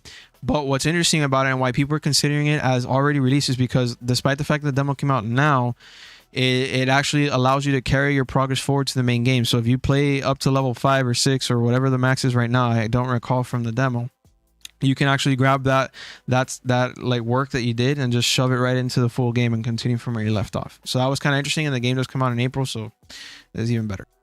Oh, all right, my bad. I didn't know it wasn't released. But yeah, just from what I saw, it actually looks kind of interesting. Like I said, a little disappointed in the animations, but I'll be willing to give the game a shot. Do you know how much it's going to release for? Yeah, no, it's gonna be the same generic price, like the general price. It's gonna be $60. But what is interesting is I actually did manage to, for my YouTube, I did like the walkthroughs of like all the characters and stuff, like 20 minutes of gameplay. I really liked each type of character for the most part. The one I least liked was the Technomancer, but I feel like I might like that style a bit more towards the later half of the levels when I start leveling up. So for example, the Technomancer uses like turret missiles and like cryo turrets to freeze enemies and stuff. So there's a little bit of combination you can do, but it's mostly a range character. You're not supposed to really jump in close range, especially because the way that type of character heals is by the gadgets. So if you don't have gadgets, you're kind of boned.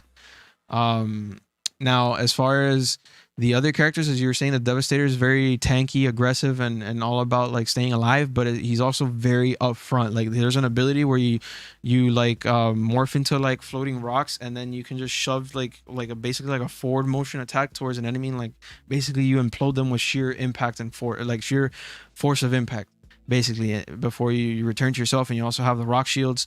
The Trickster is a very fast-paced character. It's all about like slowing down the immediate area and like quickly attacking enemies. You can teleport. The gameplay style allows you to teleport behind enemies and all that, but these are only like the first 3 abilities. There's like, I think there's a total of like 8 abilities per class, so there's even more to discover.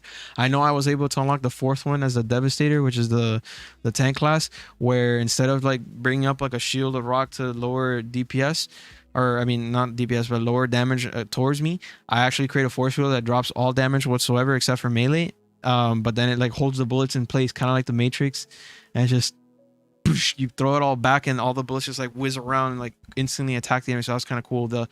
The one I think you're gonna like the most, in my opinion, aside from the Devastator, I think is gonna be the Pyromancer, because the class is very upfront and very like explosive and flamey. One ability is that you can like target an enemy with flame, and then as you when you kill them, a soul comes out of them, like a fire soul comes out of them that blows up the immediate area. Another ability is a Hellraiser, kind of like or like a Hellraiser ability, kind of like a Scorpion, so you can send fire across. So that's kind of cool, and it's also nice that the melees also have an explosive attack. And can really be help in a pinch, especially because the abilities regenerate fast. The gameplay is kind of interesting because it feels like Uncharted, but it feels like Gears of War at the same time. When you get behind cover, it feels like Gears, and the way you aim, or at least with the shotguns, it's like Gears. But then when you start shooting auto rifles and you start running, like sprinting and running around, it feels more like Uncharted, where the camera zooms back and it kind of lets you go nuts with the game. As far as the story, as you were saying, there is a story. Unlike these other looters have come out with like bare bone stuff, there is a story. There's like narrative options. You can really discover more about the world. There's a lot of lore behind the game and all that. And the whole premise, the big premise of the story, which is what I was mentioning to, it feels like a B-list movie. Like those B-list sci-fi TV shows slash movies you see on like the Sci-Fi Channel or something like Tornado or Sharknado or something, right? Where like the actors aren't like Jake Gyllenhaal or some top tier character like actors. They're more like B-list actors that you would see like with heavy accent. I know one of the characters speaks English, but she speaks in like with a very heavy, I don't know if it's Canadian or Australian or something. They just have a very hard accent. B-list style actors. That's what it is. And the movie is very, I mean, the game is very B-list story. Like it's all the sci-fi thing. All the world, the Earth got like destroyed or whatever, so we had to go colonize a new planet, and now like a whole bunch of sci-fi stuff happened, and now you have super abilities and stuff. So it's very reminiscent of that stuff. And yeah, sure, it has low budgets to an extent because it's not Activision money or anything like that, or Microsoft money, but it's a solid game. They really did pretty well. And aside from a couple glitches I had where like the menus kept popping up and like in some of the cutscenes like words would be repeated, I think these are all small issues that can be fixed between now and then. It's nothing big like having to revamp the whole game. Yeah, no, totally. That actually sounds really cool, and I'm glad that you gave us your opinion there. And then by far the worst part of this podcast is going to be talking about the updates to Destiny 2 and Division 2, which I'm going to go ahead and let you carry away. What you think about them. And well, I just wanted to talk more about like the state of Destiny right now. The developers recently came out and they said like they're committed to really making Destiny 2 the game for them, and they announced again that they're gonna push back or delay the expansion of this year again till the following year, because they want to take that extra time to continue developing the mechanics and stuff. And of course, they don't have as big a team as before. They even said that it's going to take them until next year for them to fill in the new additions to their headquarters, so that they can have all these new employees come back and be able to work comfortably, while they're also hiring new people. So there's a lot of things that they have to work on there. They were gonna do a lot of remakes with the original Destiny, bringing back like Cosmodrome and all that, but then they kind of dropped it halfway, which to me it was kind of like, oh man, this is not boding well. They're starting to like not deliver on the promises. But they basically said like, look, we thought about it, and although we want to bring back and remaster these things, we have to do them in the right way, because we want to make sure that we're providing new content rather than just giving you back the old content, right? And of course, that's how it is. You feel when you pay for something, you feel like you want something new, not necessarily something old. Especially because Destiny 1 isn't that old yet. So what they said is that they're doubling down on new content, and specifically with this season, is something I haven't seen them do at all, is that they've decided to really focus in on the narrative of the game rather than like just having random missions, right? So there's this specific area called the Helm, which is another addition to the tower that you can go to, and here there's this interesting dynamic going on, because for the first time ever, like the latest Cabal leader is the daughter of the original Cabal leader, but she's like in fear because the darkness is that much more powerful, and of course our empire has been split into 4 different factions, and most of them have been eviscerated. So she actually comes in expecting some sort of truce, but in a very egoistic type of way, where she's telling the Guardians to kneel to her to join her army, and they're like, no, we're pretty fine ourselves, how about you just back off? So then like she's kind of like against you guys, but she wants to work with us to defeat the darkness. But at the same time, it's like she wants us to kneel to her. And then they're giving a lot of charismatic background to the character where she's like sad. It's like, oh, like I saw my race getting decimated by the darkness, and my father isn't around anymore, and all stuff. So all these interesting things that are really building up character that has never been seen in Destiny, which is very reminiscent of the original Halo, where they started drawing all these, like with the Arbiter, where they started drawing all these things that he was abused and forced into working for the heretics and all that.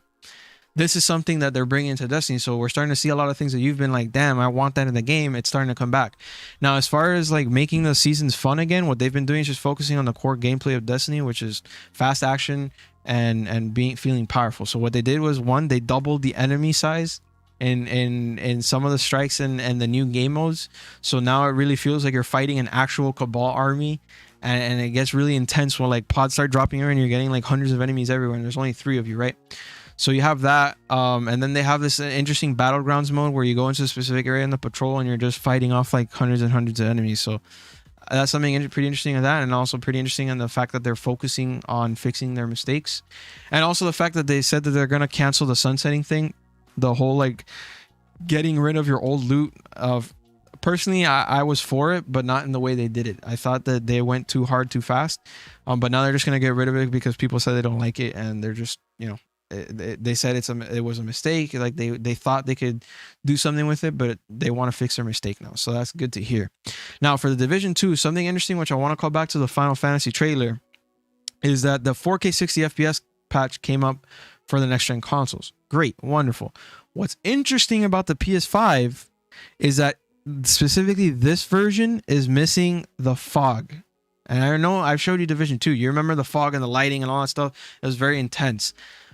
Personally, for me, I like the fact that the fog isn't there because now I can see the world in greater detail. I know the fog was great for hiding, you know, textures loading and all this and that or whatever. You know, like developers do their little tricks to load games in the background. But specifically with the PS5, like not having the fog there, I do feel it's actually beneficial because now I can see more of the world. I can actually see the water more clearly, the buildings more clearly. And with Final Fantasy VII, I remember that while you were seeing the upgrade paths between the PS4 and the PS5, like the upgrade differences, you were saying sometimes, wow, the PS4 version actually kind of looks better in this instant. And personally, I feel it's because the fog kind of makes the characters get this foggy look to them, which doesn't really give you the exact, you know, color or texture that they're supposed to have because it's being hidden by a filter. I don't know what you think about that, but I think personally adding some, like, I like fog as an element to a game because it adds to like the ambience of an area, but it also takes away from the picture, like the world design. Well, I think it really depends, you know. I think fog in the right instance makes sense, but throwing it everywhere doesn't. So for me, the shot that I was referencing in Final Fantasy VII Remake, when I said that it looked worse compared to the PlayStation 4 version, was when they were looking up at like that big structure that was made by Shinra. I think what it was is that the lighting looked too hazy in that specific part. But I mean, for the most part, obviously the PS5 version looks better. It's just that in that one specific scene or that map or whatever, the creative direction there or the artistic decision to make the lighting look the way they did, in my opinion, flopped. But you know, that stuff tends to happen, you know. I mean, for the fact that, you know, I'm streaming Battlefront 2 on my Twitch nowadays, and one of the things I do is I do heroes versus villains. There's this map called Felucia that's like a jungle planet almost, you could say, or whatever. One of the worst design flaws of that map is that, like, you know, one team spawns uphill. It's like basically the whole map is this big hill that then is surrounded by like a bottomless pit or whatever, and it's in a jungle.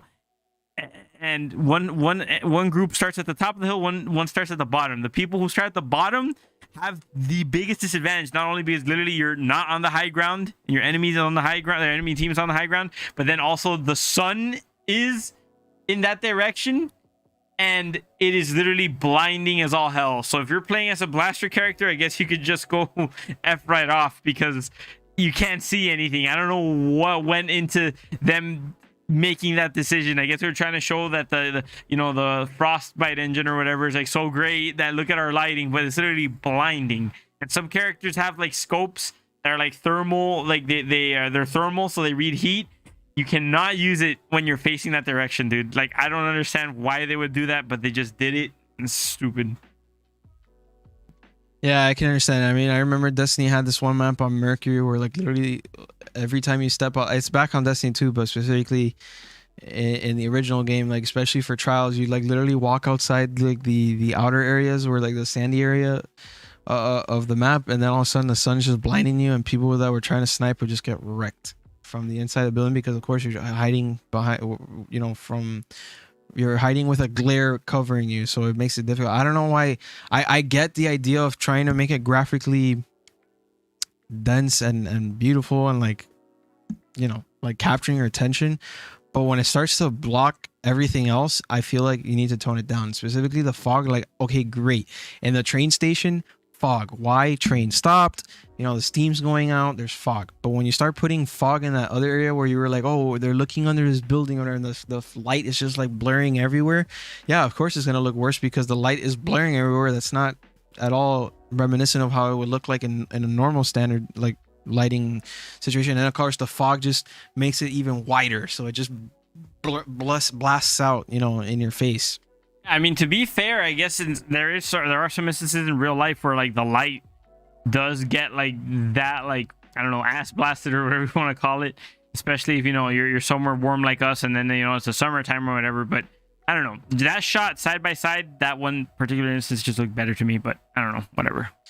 It is what it is. I mean, developers, that they have their own reasons for doing it. But look, I mean, just think about it. Me wanting to remove fog is like players in PC trying to remove blur. You know, it just affects the game. Fog is fog. It's dense. It's graphically dense and taxing. So just in the same way as blur, it's kind of drop frames and all that stuff. So in Division 2, despite the fact that people might consider it a downgrade from the Xbox because it might not have the fog, I personally like the fact that it doesn't have the fog because it gives me more of a clear image of what I'm looking at in the world. And despite the fact that it looked weird for me because I had already played like 4 or 5 months worth of Division 2 with fog on PS4, seeing it now on PS5 without fog, it really gave me a sense of like me playing a more like impactful game. Like it jumped out and gave me a better impression. The last thing I wanted to mention is, I don't know what's going on with Ubisoft, but it really seemed like they were literally just gonna and cut the game, like let it die, because like the ending of the story or like the season 4 or whatever is just you go find the main bad guy that betrays you, and then it's just you just find them and you beat them, and that's it. There's no cutscene, there's no after dialogue, there's barely any story. It just the only story you get is basically rogue agents or whatever are gonna come from all sorts of around the world, and we might go to a different country, and that's about it. And then the game was supposed to end there, but I guess enough people clamored that they thought about it, and they were like, all right guys, aside from Avatar and Star Wars, we're gonna make some extra expansion DLC stuff for Division 2 in the summer. And I was just like, if you show your fans that you're giving up with the game, then you have to expect the results as people are gonna give up on your game. You know, you either go all in like Bungie did and really try really hard, or you just give up like Anthem did and just stop. Like don't keep your fans hanging on. Like that was just not cool in my opinion. But at least it's kind of cool that they're gonna rethink about letting the series die. Make a good game next time. Just let live service games go. Fix your damn engines, guys. I don't know what the hell that is where you can't stream in textures properly, and even the PS5 with the SSD and the Xbox, like, wow, textures loading in. That's rough. Fix that stuff, guys. I mean, it's the engine. I feel like Ubisoft is having the same issue as EA, or because all the companies are forced to use the same or similar engines, they all fall into the same problem, or texture loading is an issue. And adding different game design and gameplay mechanics and game design stuff affects the game. So it is what it is. Just Ubisoft, rethink the way you're doing games. Like it's been a whole generation. It's time to rethink the wheel. Yep. Anyway, that concludes this episode of the Co-op Syndicate, guys. Thank you guys so much for listening. Remember that if you'd like to actually watch us while we're talking about all these topics, you go ahead and check out our YouTube channel. We're simply the Co-op Syndicate on YouTube. If you'd like to hear us instead, maybe while you're running some errands, driving to or from work, maybe you're at work, maybe you're cleaning the house, whatever, you can go ahead and give us a listen at buzzsprout.coopsyndicate.com. there you can find our podcast. It's also listed on every single platform that has podcasts ever, from Apple Podcasts, Spotify, Deezer, whatever you want. If you'd like to support us, you could consider tipping us at the link in the description down below. Or also, if you want something in return, you could buy some of our merch. It's in the link in the description as well. Or if not, you can check out our Patreon, which is patreon.com/Co-Op Syndicate. We do offer tons of different rewards for supporting us at different tiers there. So if you want to check that out, that would be greatly appreciated. Anyways, thank you guys again. I've been your co-host, Michael C. Moore. And I'm your other co-host, Jordan G. Marcos. And we love you guys. Thank you again. Stay safe. We'll see you next time.